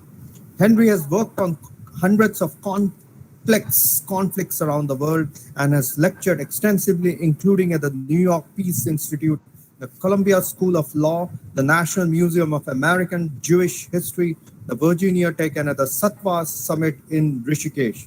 In fact, incidentally, when first time I was talking to Henry, he was saying how he was inspired by the Indian spiritualism, and he was an award-winning advocate in New York. And when he had this he traveled the entire Himalayas in the bike, and that spiritual transformation from being an award-winning advocate, he is now someone who is talking on mediation, peace building, reconciliation. In fact, Henry teaches in the conflict resolution, mediation, and peace building as part of the Virginia Tech Center for Peace Building and Violence Prevention. He directs mediation, conflict coaching, and restorative justice programs for the Virginia Tech's Office for Equity and Accessibility. He's an author, he's a TEDx speaker, and in fact, he has talked about in a number of places his motorcycle journey across the Himalayas, where he taught it and what it taught him about conflict, connection, and dialogue. He's a doctor of jurisprudence from the Temple University, and also he has done his graduation from the international relations from the University of Scranton. Henry is a master teacher of Sattva Yoga, and he was trained in Rishikesh in India. In fact, Henry has been coming to India every year, especially in November, for his spiritual pursuit. Without wasting any time, it would be very interesting to listen to Professor Henry Yampolsky, who will be using his understanding of the various Indian scriptures to lead us towards the whole issue, which is such an important subject in today's world, on how we resolve conflicts from within, how we can get into a process of conflict transformation in the context of our inner self. Professor Henry Yampolsky. Well, thank you so much, Dr. Kundu. Thank you. Namaskaram, everyone. Namaskaram. It's such a pleasure to be part of this gathering. I know this is late evening in India, and it gives me such a great pleasure to be speaking to folks from Coimbatore. I have not made my way to Coimbatore yet. It is definitely on my list to come to Coimbatore and to bow before the Adiyogi, to visit your great city, to walk the hills that surround your great city, to feel the immense spirit of Tamil Nadu, and the immense spirit that permeates Coimbatore and the surrounding area. So I've been all over North India. I've been in the Himalayas. Coimbatore is on my list, and so I'm so grateful for at least this virtual opportunity to visit with all of you. So thank you. Now, let me at least try to share my screen, and then we can go from there. Just one second. So,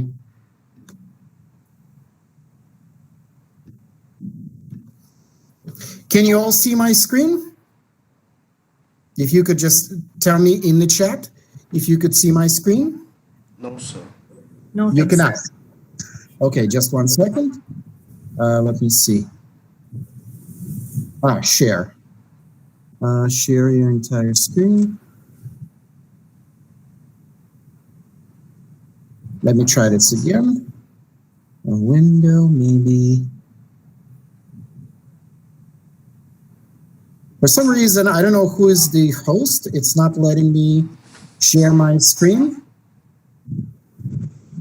If you can maybe allow me to share my Dr. screen. Ashita, can we help Yes, Henry yes, to sir, yes. kindly?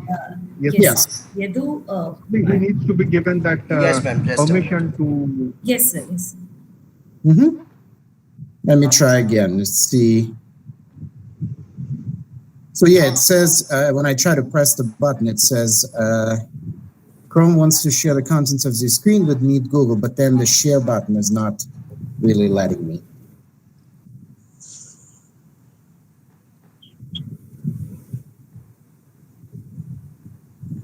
The administrators, please have a check.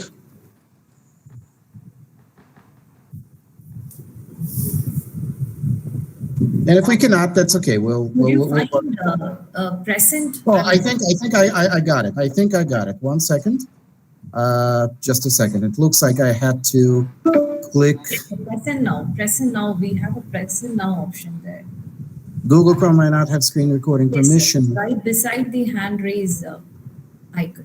System preferences. 1 second. Let me just see.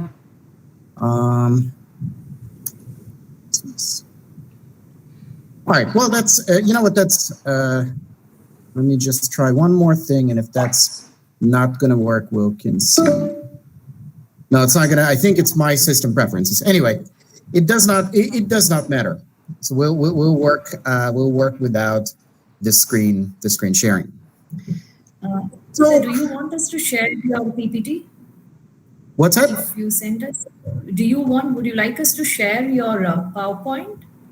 That's okay. That's fine. Let me just try maybe one more thing here and see if it will work. But it says my system preferences, I think, are maybe not allowing. Well, let me actually see if I will allow.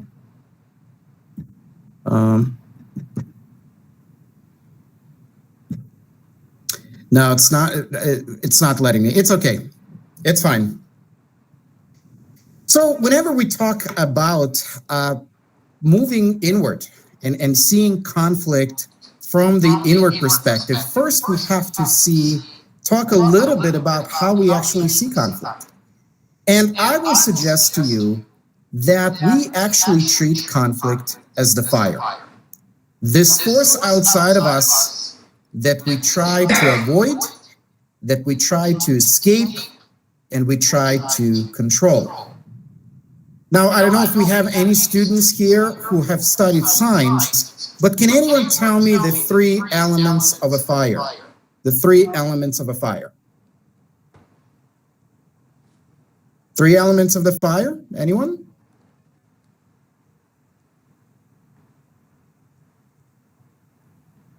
So 3 elements of a fire, and what I'm looking here for are oxygen, fuel, and heat. And I will suggest to you that these 3 elements of a fire, because we treat conflict as the fire, very much correspond to the 3 elements of conflict. And the 3 elements of conflict, as I will suggest to you, are corresponding to oxygen would be the story or narrative. Story or narrative. Think about it. No conflict can really happen. No conflict can really exist without a particular story or narrative that we are telling. The next element of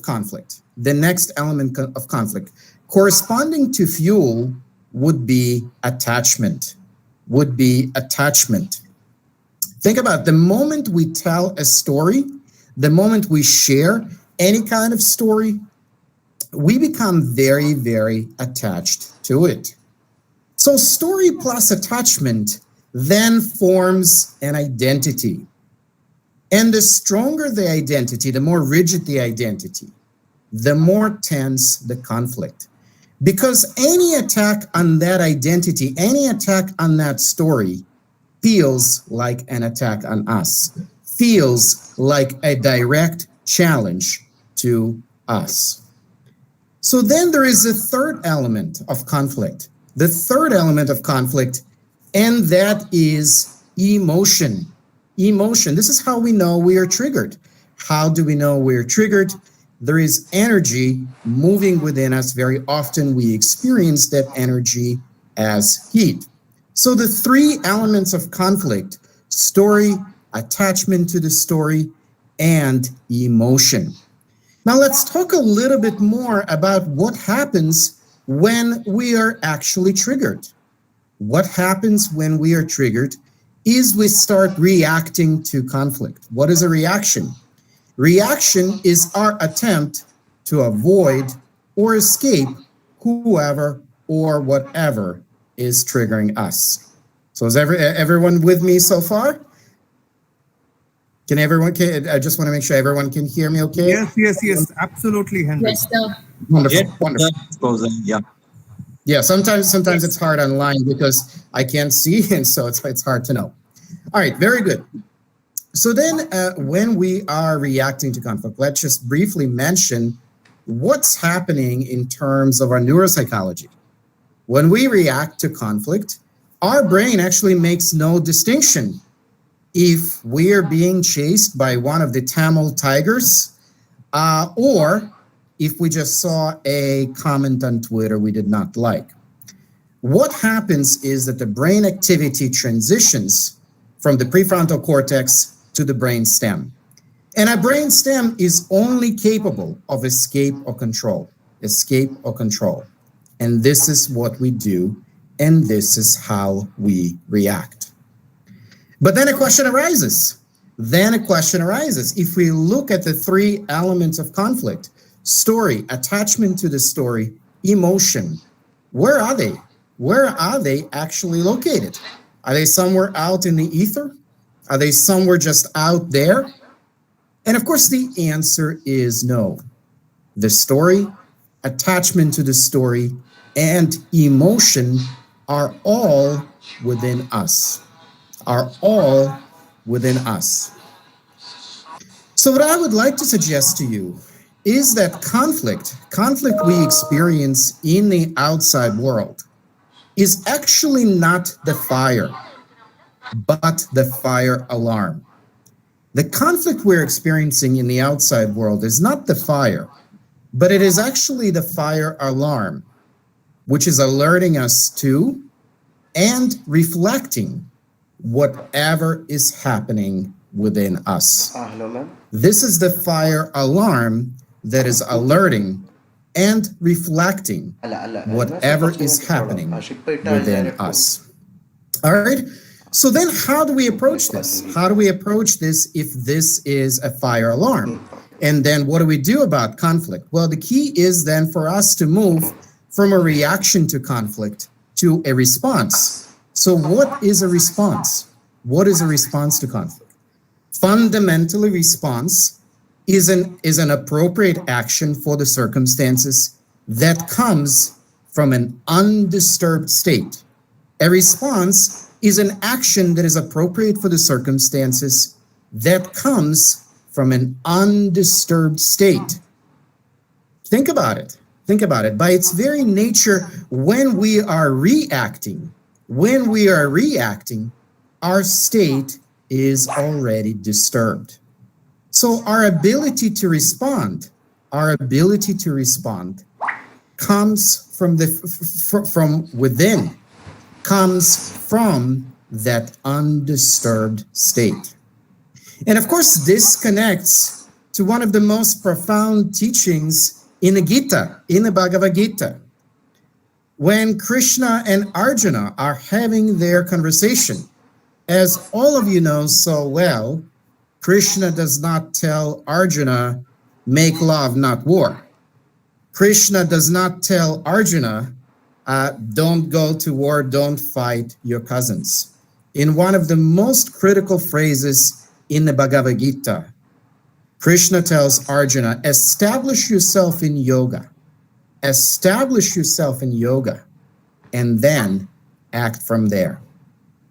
And this is the very nature of where there is some space between whatever is our story and whatever is us. As Sadhguruji often says, one of the most famous residents of Coimbatore, right? It's establishing that difference, that distinction between what is us and all the accumulations of the body, the accumulations of the mind, all the things that are us and all the things that are ours. And establishing that difference, It was Urdu. and establishing that difference is Now what ultimately the happens? distinction The causes between a reaction and Urdu literary conflict tradition. and So a there was response and similarity, conflict. there was no difference. But So how this difference this is was the created? fundamental movement, the most important movement that I would invite you to consider that we need to make in conflict, a movement from a reaction to response. And the way we can make this movement is only by going within. Because I as we came said already, all the traditions, three elements grew of up in- conflicts are but ultimately the Sun within tradition, us. which is again in this, And so ultimately how we don't know are any in religion conflict other than the is Suns, what determines whether we react to conflict yes, with fear, with avoidance, So, with aggression, in the or current whether we're circumstances. able to respond. absolutely. We're able to respond So, with strength, can script with be clarity, reused means and with ease. Hi, ma'am. And to begin this movement from a reaction to About the response, difference. the of number those- one element that we Yes, need, ma'am, what we Khan. need, So he talk is about similar. space. Absolutely We agree need some with you space to between whatever is our talk about story, which of course But is how one of this many difference accumulations that we have, May I, ma'am? and whatever Yes, it Thanks a lot, is ma'am. that is Uh, us. it. And the difference I'm can be kind of like that is, being in the movie, when Bohemian you're in the Hindi, movie and you're not Nana even Rahim, aware. Nama Hindu, You're Nama not even Muslim. aware that That you're in the is movie. started as And being in the Nana movie Ram, theater. In the movie poetry theater, that you is, can be started absolutely as engaged. Nana You can Ram, be Na Rahim, absolutely Nama Hindu, engaged Na with the Musliman. action. You can cry, Boli hai you meri can Hindi, laugh. हाँ मैं ही सच्चा But Hindustani while हूँ। being engaged, you're not entangled. Yes. While being engaged, you're not entangled. So you're able to have popcorn. So I You're did able not to go leave into and that. you're Actually, able to know I came to that when this movie is going to be We are over, discuss about the similarity, you then can will only be be able to on go the home. peace and harmony. So the next Yes, question that I but hope to that pose cuts is how across do we all move some traditions, which is from what I was the trying to reaction show, from which to you a have quoted response in probably. Because How do we create I'm that more space? familiar with my Kabir and Rahim And I and would like to Surdas suggest to because you I grew up in a four-part UP approach and I came to Punjabi. to Punjabi is the moving language my from a home, reaction but to my a schooling and response everything was in UP conflict. and later in Tamil Nadu. First So approach the Sun is tradition is what I'm tuning familiar inward. with. I'm saying it's by Tuning returning to the inward. Sun tradition, which is So again in the again, South. as You think of the Gandhiji, Vachanas as in Sadhguruji, as so Karnataka, many or Indian the mystics entire have taught, Bhakti tradition in the South, that whatever I is think there within is room us for harmony is because the reflected Suns don't know outside of any us. religion. So And my so this is why point that I the was trying to practice make of is that it's meditation, about the the formal practice of religion rather than yoga the Suns, is which so critical introduces to conflict differences between transformation. people who are the same. While in the West, these Ma'am, practices are how seen as scriptist practices to people, make one you feel That better. script was used to I will divide suggest to all you the educated that the real also purpose of these familiar with, practices is to help us critical get part how better at scripts were the feeling. introduction of these Help us boundaries get of a better certain at generation. feeling They've neglected the everything. Hindu males All because that may be script and the arising Urdu literary for us. tradition. The So full just to range of bring human harmony emotion in and human different scripts. experiences. I taught myself Because if we are better but then, at feeling, better at I feeling can everything, even read the Bengali whether it's that there is a pain, center whether with it's joy, whether it's digital sorrow, translation that becomes key, a critical key to true reasons or compassion. because of Now, forming how the do we nation, define compassion? but as How do we define compassion? Francisca Orsini I has shown, define compassion that it was because as of knowing economic full well that we can they are never fluent, be in another so they are person's easy, they shoes find employability. while being Now the able Brahmins to connect feel threatened because there with are no that jobs for them person's because they cannot innate read the humanity. Arabic script. Knowing full well that we can These never truly be studies have in shown another that because of a person's dominant shoes, group which written but both by Hindus also and knowing Muslims, but a that we particular can group, connect another kind of to problem their by humanity. Sanskritized Hindi, And for us which to was a be able mix to of connect to Devavi anyone's later. humanity, we first must be able to be fully connected, fully in touch with our own humanity. the parts of our humanity that are beautiful, that are godlike, and the part of our humanity that are not. And that can be accomplished only by tuning inward, where we're able to fully and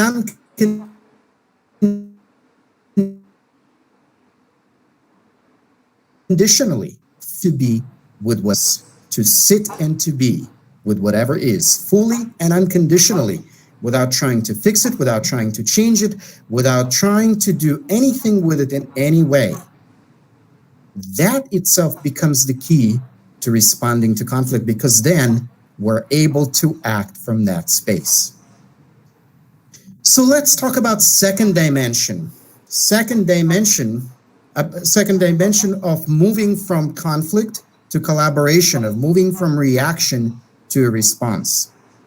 And the second dimension is observation without evaluation. Observation without evaluation.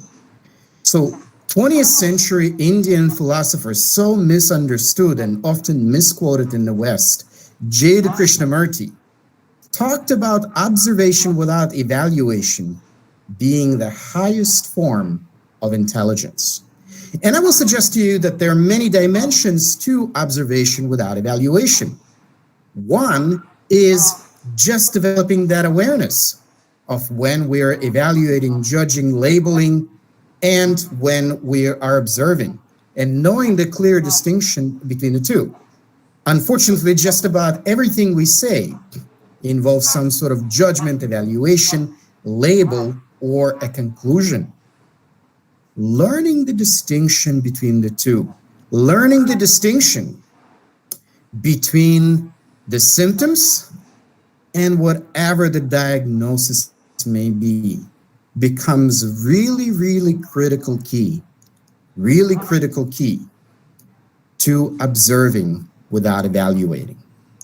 The second dimension of observation without evaluation is the practice of active listening. This is one of the purest forms of observation without evaluation. As a mediator, as a peace builder, probably one skill that I utilize the most, day in and day out, hour after hour, is listening. Holding space fully and unconditionally for another being.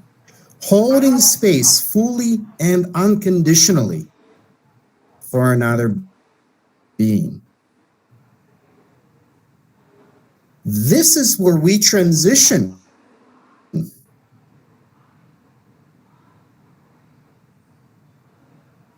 from the question, what about me? The innate question, experience, the one way we can serve nearly every being we encounter is through active listening. I will suggest to you, in fact, that active listening is so powerful that it is compassion in action. And remember what we talked about compassion. Compassion being, and I see compassion as the value that is higher than empathy, that is higher than sympathy, certainly as the value that is higher than pity. I see compassion as the highest value. In compassion, we know full well that we can never truly be in another person's shoes, but yet we are fully connected with their humanity. We see their humanity. We see the person behind the idea, political statement, their post on Facebook, or even beyond the physical form. Now that brings us to the third aspect of moving from reaction to response, and moving from conflict to collaboration, of dissolving conflict from within. The third aspect, the third principle, is expansion. Expansion. Now, if you think about it, when we get in conflict, our perspective becomes very, very narrow. When we get in conflict, our perspective becomes very, very narrow. We focus on past grievances, or we focus on future anxieties. And very often, we fail to see anything else. So expansion in conflict, one dimension of that means that we just start seeing the bigger picture. We move from identity to humanity. Another aspect of that, another movement that is happening, is the movement from positions all the way to needs. So whenever I teach this to students, I often use an image of an iceberg to illustrate the different levels of our communications. On the most superficial level and at the tip of the iceberg are positions. Positions. And if you listen to television, if you watch social media, that's mostly where the arguments are happening. They are positional arguments. I want this, no, I want that, I want this, and I want that. And then people just raise their voice and escalate, raise their voice and escalate. They're not really getting anywhere. Right underneath positions are interests. Now, interests are still well above the water level on the iceberg. Still well above the water level on the iceberg, still pretty superficial level. What are interests? Well, interests in many ways are the reasons we hold positions. And people have all kinds of irrational reasons why they hold particular positions or what they hope to get from their positions. So going to interest is not enough.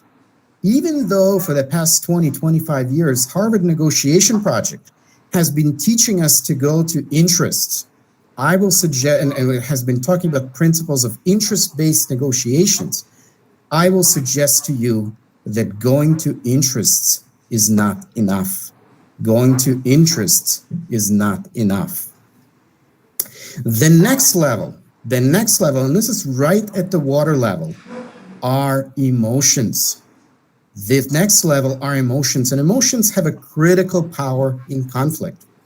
As Dr. Kundu is very, very familiar in his work on nonviolent communication, emotions are messengers for our needs. Emotions are messengers for our needs. In fact, whenever I teach my students active listening, I tell them not to focus as much on the words. Right now, Google can do a much better job than we can of transcribing the words, of catching every word. The key is of catching the intensity, energy, and emotion behind the words. And that becomes something very, very critical. Because then that energy, intensity, and emotion becomes key to something else down. Now we're getting down under the water, and that's our values, where there's going to be a lot more commonality. And finally, the most important layer, the layer at the very bottom of the iceberg, is the layer of needs. The layer of needs. Wherever we are, whether you're coming from Punjab, whether you're coming from Tamil Nadu, whether you're coming from the United States, whether you're coming from India, whether you're coming from Pakistan, Iran, any other place on the planet, whatever may be our positions, whatever may be our interests, whatever may be our values, whatever the distinctions may be between those, ultimately, our needs are going to be the same. Ultimately, our needs are going to be the same. Now, whenever I talk about the needs, I always connect them to the human chakra system. To the human chakra system. Of course, as you know, in the yoga tradition, there's 114 chakras that we have, 113. There's seven or eight key chakras that we talk about. And I would connect them to the most fundamental needs that we have. So starting from the bottom, base of the spine, our need for security. Our need for security. That is expressed in multitude of ways. Security of the body, but also, so that includes all of our physical needs, but also security in that we know the rules. We know how the world operates. We know the rules by which we can operate within the world. Second chakra, I connect it with the need for autonomy. Need for autonomy. And this is fundamentally our need to have a say, to have self-determination over what happens to this physical form, how we express ourselves in this physical form. Moving up in the area of the belly, our need for authenticity, our need for authenticity. And I will suggest to you that when we don't show up to life in an authentic way, when others people don't show up to us in our relationships in an authentic way, it feels like a punch in the gut. And this is where it's connected. Moving right up, the heart space, of course, the need for connection, a fundamental need for connection. Moving further up, the need for beauty, the need for experiencing something that takes our breath away. You know, I remember the first time I saw the Himalayas when I was traveling on a motorcycle from Rishikesh to Shimla to Manali, and then finally we get to Kardung La Pass. Kardung La Pass is in northern India. It's at 18,350 feet. It was breathtaking. It was breathtaking, of course, because the air is pretty thin at that altitude. But it was also something so magical and so beyond anything that I've ever seen or experienced before. It took my breath away. I felt so small, so insignificant in a good way. In a good way. You know, all my problems seemed so minute compared to the majesty of the Himalayas.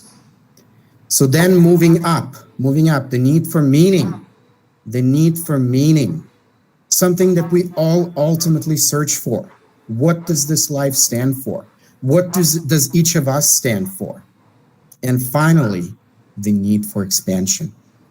And I will suggest to you that all human conflicts, whether among husband and wife or partners, whether among countries, fundamentally involve these basic human needs. And if we're able to expand from positions to these fundamental needs, this is how we fundamentally shift and transform human conflict interactions. So finally, we get to the fourth principle of moving from conflict to collaboration, fourth principle of moving from reaction to conflict to a response. And that principle is exploration. Exploration. The fundamental question that this principle asks is, what if we could have courage to be curious in conflict? What if we could have courage to be curious in conflict? And instead of constantly projecting our past onto the future, assuming that that's the only thing that could happen, we could see the limitless possibilities that conflicts bring. Because if we learn to respond to conflict, instead of react to it, conflict can become an immense, powerful, and transformative force, just like fire that we talked at the very beginning of this presentation. Of course, it takes fire to create gold. It takes fire to really straighten the metal. And so if we're able to bring that curiosity into conflict, it can radically transform our conflict interactions. Because then instead of trying to escape, we're able to explore. We're able to explore different possibilities that the conflict brings. And then another dimension of exploration, and again, Dr. Kundu will be very familiar with this, and that is having the courage to make requests of people. So often in the name of right now in the United States, civility is and especially in higher education, civility is a very, very big word. And I'm not crazy about this word, because if I told you my wife and I are civil to each other, would you be happy for me? I hope not. There is also another big word here, and that word is tolerance. And again, if I told you my wife and I tolerate each other, would you be happy for me? I hope you would not be.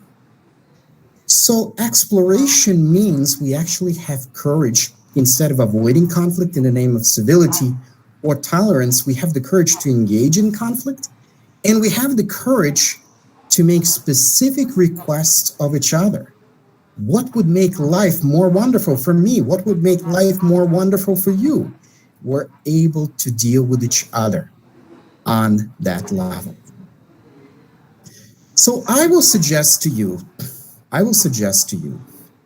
that if we're able to bring these 4 dimensions of conflict transformation, of moving from a reaction to a response in conflict interactions, tuning inward, observation without evaluation, expansion, and exploration.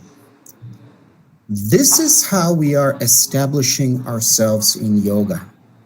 This is how we are establishing ourselves in yoga, because in my experience, yoga practice, the most profound yogic teachings have all 4 of these elements: tuning inward, observation without evaluation. This is the nature of meditation, the nature of yoga.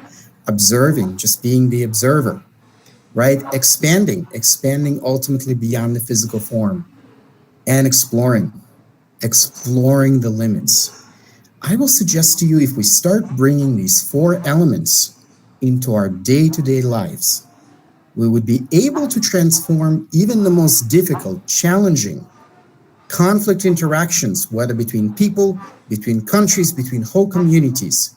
We would be able to transform these into opportunities for growth, into opportunities for connection, and into opportunities for dialogue. Now, I hope to have an opportunity to have a little bit of a dialogue with all of you, and see if there are questions, comments, concerns that any of you want to bring, and perhaps we can explore other topics, other themes connected to dissolving conflict from within and to the inner path for conflict transformation. Yes, thank you, Henry. I think that's a very, very interesting and very pertinent and very important, significant points that you flagged off. And now the forum is open for discussions. And may I request the participants, whosoever would like to make some points, whosoever would like to ask some questions, they're most welcome. It's open, please. Can anyone, am I audible, please? I can hear you. Dr. Kundu. Yes. Yes, please. So, any questions, any observations, any views, any perspectives you would like? Yes, Marsha Mackay, please. Hi. Thank you, Henry. It's all good information. One of my questions. Well, my question is that when there is conflict, and that is layered by the complication of the person with whom you're in conflict is also the person who has power over you. In my case, it would be in the workplace. So all my great ideas about managing conflict kind of go out the window when that power position is laid on top of the inner noise, I'll call it, of conflict. So do you have some comments or some ideas around mentally framing that in a way that it would be easier to manage? Well, thank you, Marcia.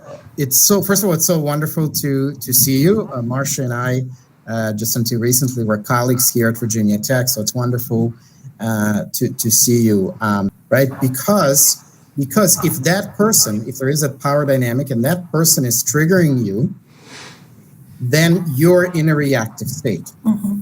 And when you're in a reactive state, what are you doing? You're escaping or you're controlling. Escaping or controlling. That's all we're capable of doing in that reactive state. So the key is to transition into the space where you're able to respond. You're able to respond.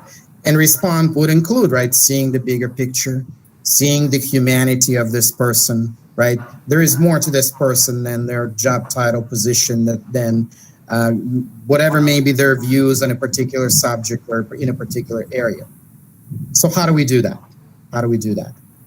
I would still invite that we start by tuning inward. We start with a lot of the inner practices that I mentioned, the daily practice of meditation, the daily practice of tuning inward, the daily practice of creating some space between whatever is the narrative in that conflict and you. The more you're able to tune inward, the differently you will start showing up to these interactions with this person. The next step, observation without evaluation, right? So if you ask yourself, what specifically is this person doing that is triggering to you? Well, we can say something like, all right, well, this person is being very unprofessional. Well, that's not really an observation, right? That's a judgment. That's a label. So what exactly is this person doing? So if we could say, okay, last Friday during the meeting, I noticed when I was speaking, you interrupted me 3 times.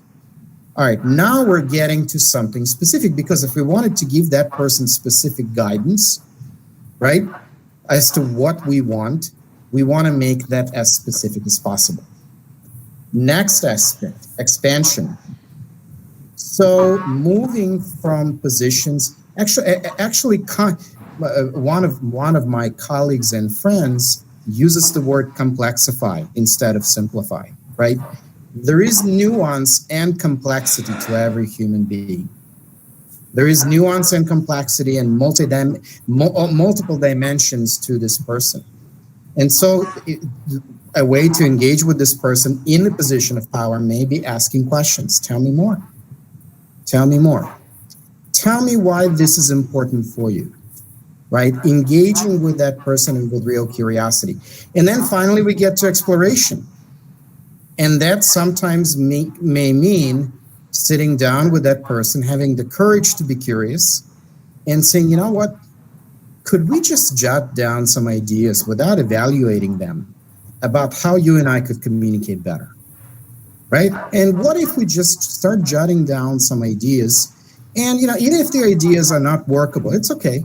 Let's just jot down some ideas. And then the chances are something will come up from that, right, that maybe you can focus on, that maybe you could see. And then also, Marcia, making specific requests to that person. So what exactly, if you're not happy with them or they're not happy with you, something is not working out, well, what exactly do you want them to do, right? And so often we respond to that question in a very vague way. Well, I just want them to be more professional. What does that mean? According to whom, right? Well, I was mediating a case once and between a father and a son. And the father said, is it too much to ask for him to be more respectful to me? And I said, well, tell me, what does respect look like? The father said, when I say jump, I want him to say how high, right? Well, the father was asking for obedience, not for respect. So we need to be very, very specific as to what do we want this particular person to do. And that's how through these 4 steps, we're able to transform a conflict interaction that is destructive to something that potentially is constructive. So I hope, Marcia, that answers your question. Yes, thank you. Very of course, good. great to see you. Yeah. There was a question, Henry, from Father Kuriakos on what is the role of nurturing in conflicts? Nurturing. So, of course, the way we respond in conflict, our body has all the elements, right? Our body has all the elements. We have the water element, we have the fire element, we have air, and we have ether. And so our responses come, and of course we have earth, and our responses come through all these elements. So sometimes when we're really attuned to ourselves, when we're really attuned to the conflict situation, sometimes the most appropriate response is nurturing. This is especially, if any of you are parents and you're having a conflict with a child, perhaps the most appropriate response to that conflict with a child would be to nurture, even if the child is doing something wrong. So that's one dimension of nurturing. The second dimension of nurturing that I would see is this, and that is seeing humanity in all. Seeing humanity in all. And moving from identity to humanity. You know, we are so used to dealing with each other in terms of our various identities. And as long as we remember what I said at the very, very beginning, our identities are ultimately stories we're very, very attached to. It's not to say they're not important. It's not to say they don't play a role, but there is a big distinction between our story, what is our story, and actually what is us. So if we're able to remember that, then when we encounter people with whom we fundamentally disagree with, this is where nurturing comes in. This is where we're able to see humanity beyond their identity. We're able to see the person behind the Twitter feed, behind the Facebook post, behind the whatever statement they may be making, or whatever the belief they may be sharing that we fundamentally disagree with. So I hope, Father, that answers your question. Thank you very much, Henry. So now, any other questions, any other point of views? Could you please, you could call up? Anyone else? In fact, it has. I was seeing in the chat box, people are saying that they're really very much, got inspired by the whole thing that you talk about, the importance of listening skill. In fact, listening skills is so critical in today's world.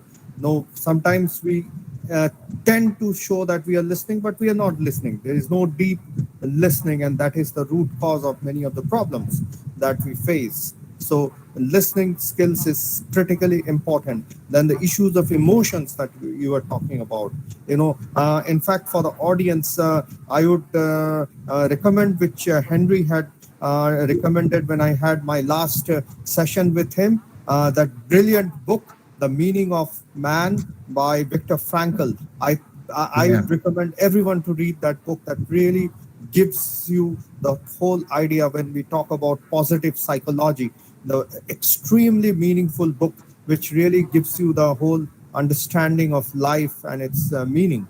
So in fact, for everyone, it would be a very, very important book to read.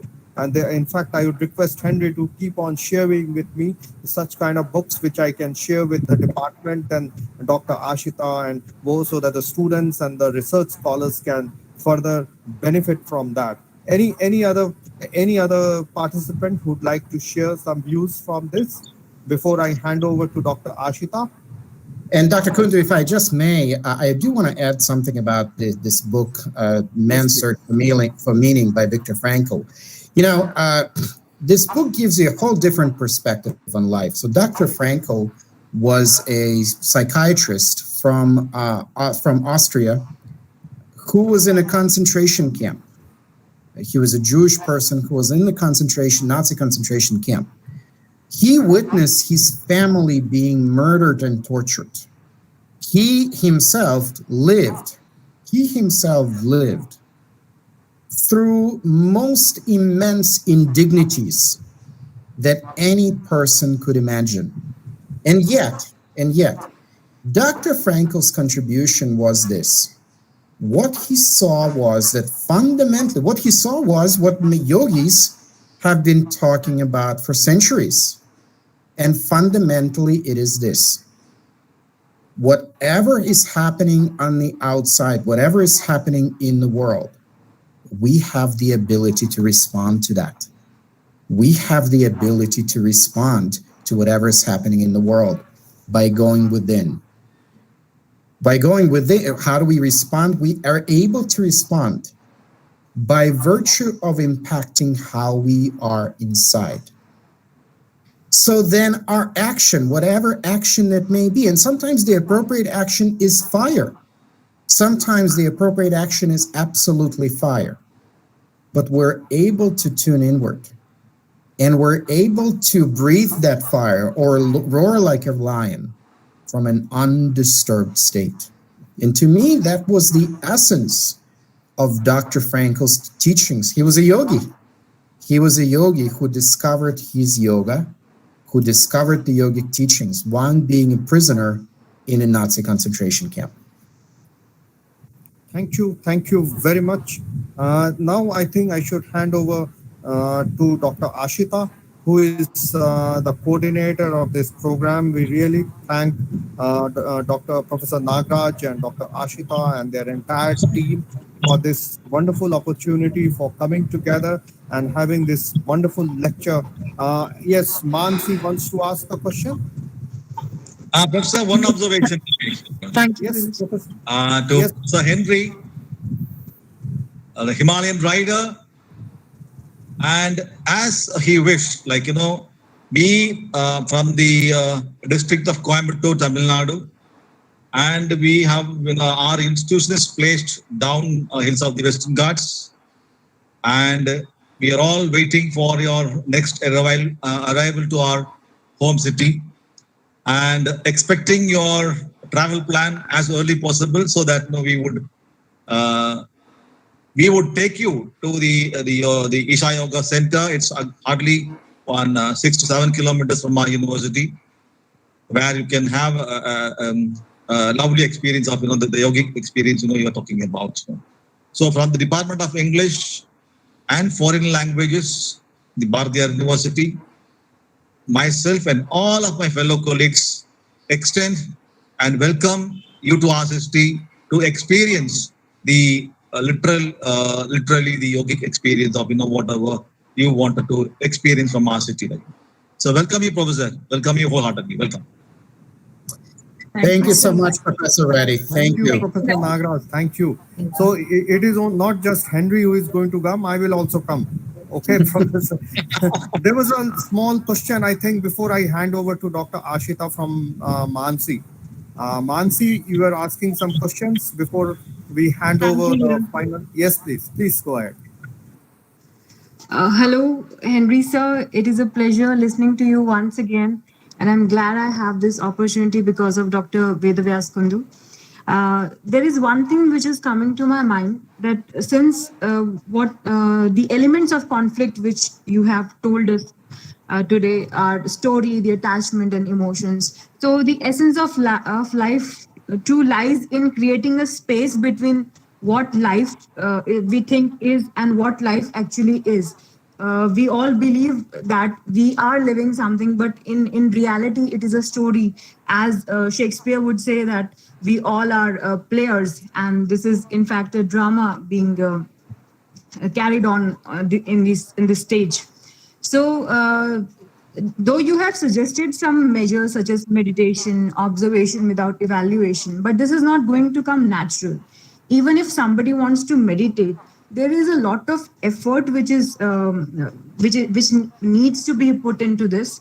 So how can one make it be comfortable? What all qualities are needed to be comfortable in doing all these actions, so that the creation of space becomes easier for us? Well, Mansi, it's so great to connect with you again. I'm glad you're at this session. What a great question. What does it take for us to tune inward? And I will say this, Mansi, it's willingness. Really, all it takes is willingness, right? If we are willing to do this, and if we see this as ultimately important, then we will do what it takes. And of course, right in Coimbatore, with the Isha Center, Sadhguru's teaching has some wonderful programs that teach just exactly that. The Zen engineering program, the Shambhavi program, all the others, right? So there are the tools, and there are many other teachers and many other approaches. So the tools are there. What it takes is willingness. What it takes is willingness. And willingness comes from a fundamental understanding of why we're here. Why we're here. Are we here to eat, to sleep, to die, to procreate, or is there something more? Is there a distinction in our life between what is ours, all these things that we accumulated, and what is us? And of course, these are the questions that yoga tradition has been asking for 15,000 years. So if we're asking these questions and we're willing and interested in the answer, the ways and the means are there. What it takes is willingness. Thank you so much, sir. Beautifully answered. It is a treat listening to you. Thank you so much, sir. Thank you so much, Mansi. Thank you, Mansi. Thank you. Now I think we should hand over the whole process, the platform to Dr. Ashita, who has been the coordinator of this whole evening. Wonderful evening, Henry. We had with Professor Alka Gera Roy, and then you speaking on two different interesting dimensions. Without wasting any time, Dr. Ashita, please.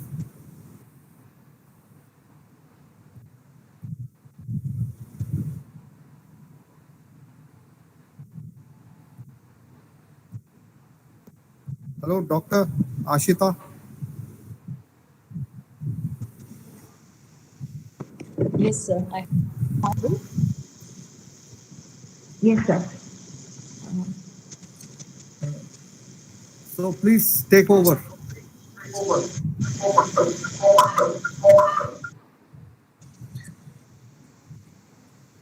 Thank you, sir. Yes, sir. Thank you, sir. In fact, that was a very profound session and we had an effortless listening. Now I request our senior faculty member, Professor B. Padmanabhan, to deliver the vote of thanks. Thank you, Ashita. Honorable Vice Chancellor, sir, respected Registrar,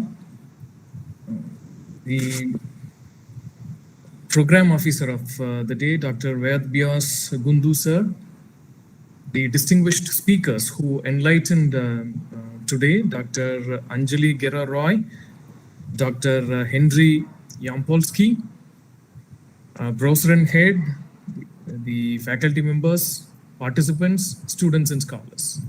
Good evening to you all.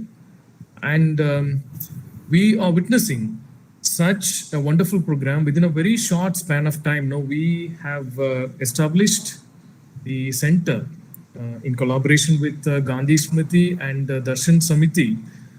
And Professor Bharathiar Gundu sir has made it possible to have such a wonderful program in a very short span of time. So on this day, we have our freshers, our first year students who had such a wonderful experience with such distinguished speakers talking about about the topics which are quite relevant, which are necessary to the present scenario.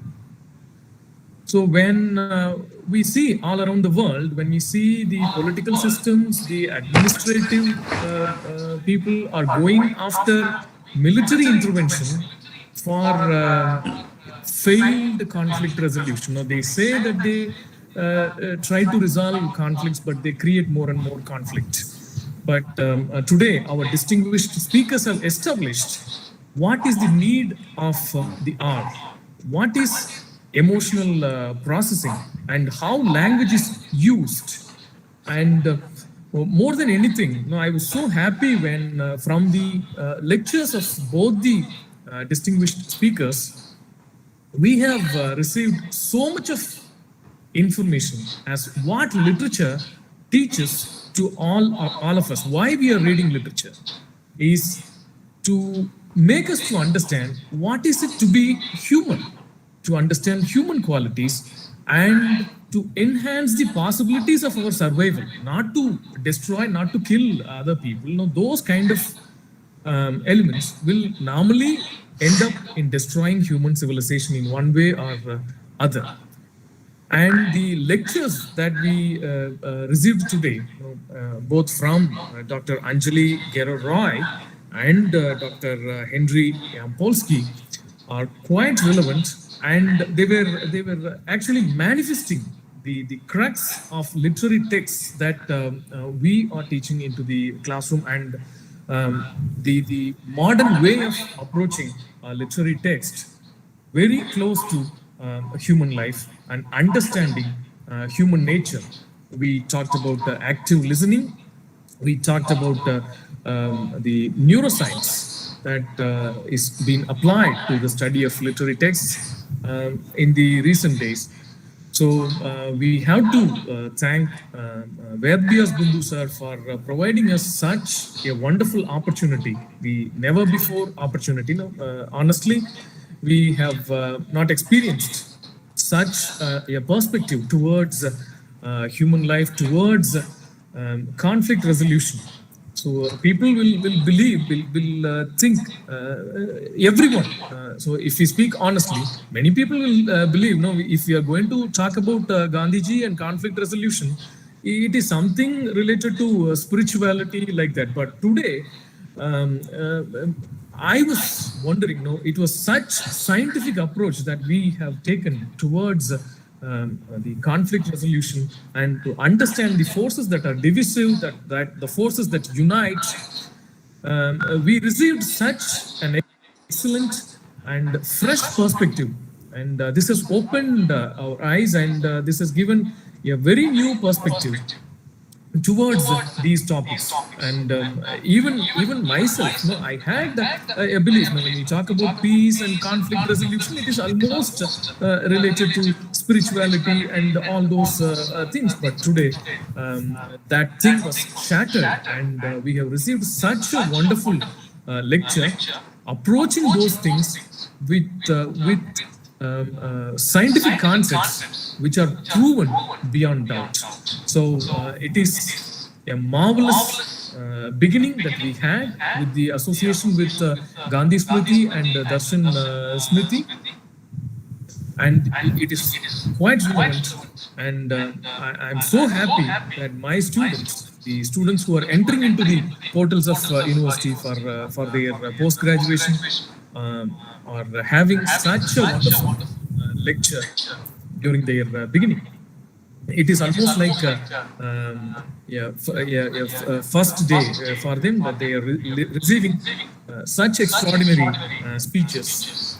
So I have to thank Honorable Vice Chancellor of Bharathiar University for providing all the assistance. He is the one who is leading us from the front, and our registrar, who is a supporting element to all the efforts taken by the department. I have to thank Dr. Vedvyas Bundu sir. So I have already mentioned that you have made us so happy. I am boundlessly happy now, and more than those things, you have introduced speakers about whom I cannot express in words. No, they have given such an excellent perspective. It is approaching those elements from a scientific perspective. Madam has approached from a linguistic perspective, from a language perspective, and sir has talked about almost all the elements. Although he talked about spirituality, there was neuroscience. He talked about the prefrontal cortex, the way that human beings process emotions. I thank Dr. Vedvyas Bundu sir for this program, and there are so many programs that we will be organizing in future, that with your guidance, with your support, I think we will be having more such enlightening programs. Thank you, sir. Thank you. I have to thank Professor Dr. Anjali Gera, professor from the Indian Institute of Technology, Gorakhpur, for such an excellent lecture. From the interaction, you could have identified the participants were asking so many questions, and Madam was answering in an elaborate manner. So taking up the question and answering almost all the points relevant to the question. One of the rarest qualities of great teachers. We have seen these qualities from the previous generation of teachers. Commitment and extraordinary knowledge were manifested through your lecture, ma'am. That was well organized, and it was delivered in such a manner, even a student who is entering into the university is able to capture the crux of your lecture.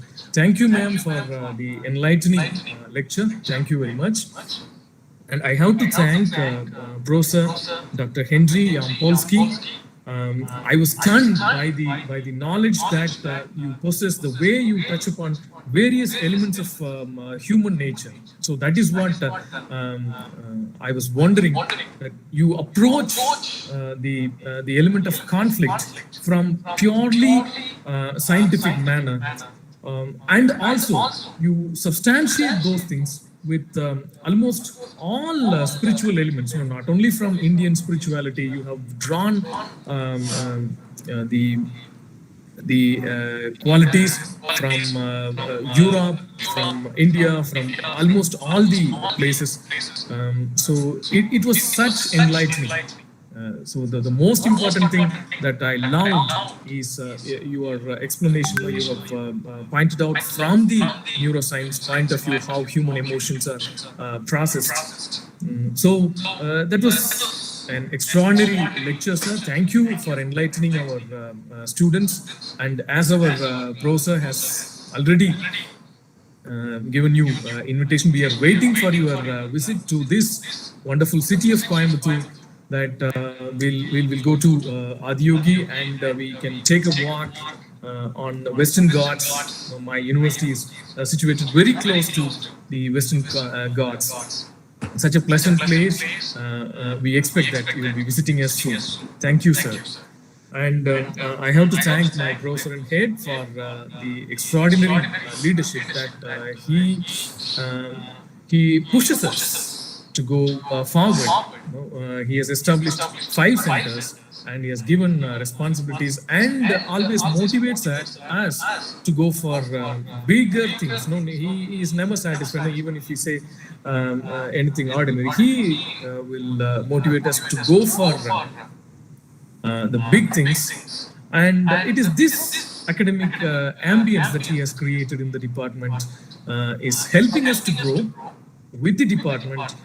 The department is growing every day, and we are also growing. It is because of the leadership that he is showing, the support and the guidance that we receive from him. And more than these things, the freedom that he offers us is extraordinary. And so I have to thank my professor and head for the extraordinary leadership qualities that you are manifesting and guiding us. Thank you, sir. And I have to thank the coordinator, Dr. Ashita Varghese, for making this wonderful program a reality. Only a week ago, we had this establishment, we had established this connection with Gandhi Smrithi and Darshan Smrithi, maybe around 20 days, I think.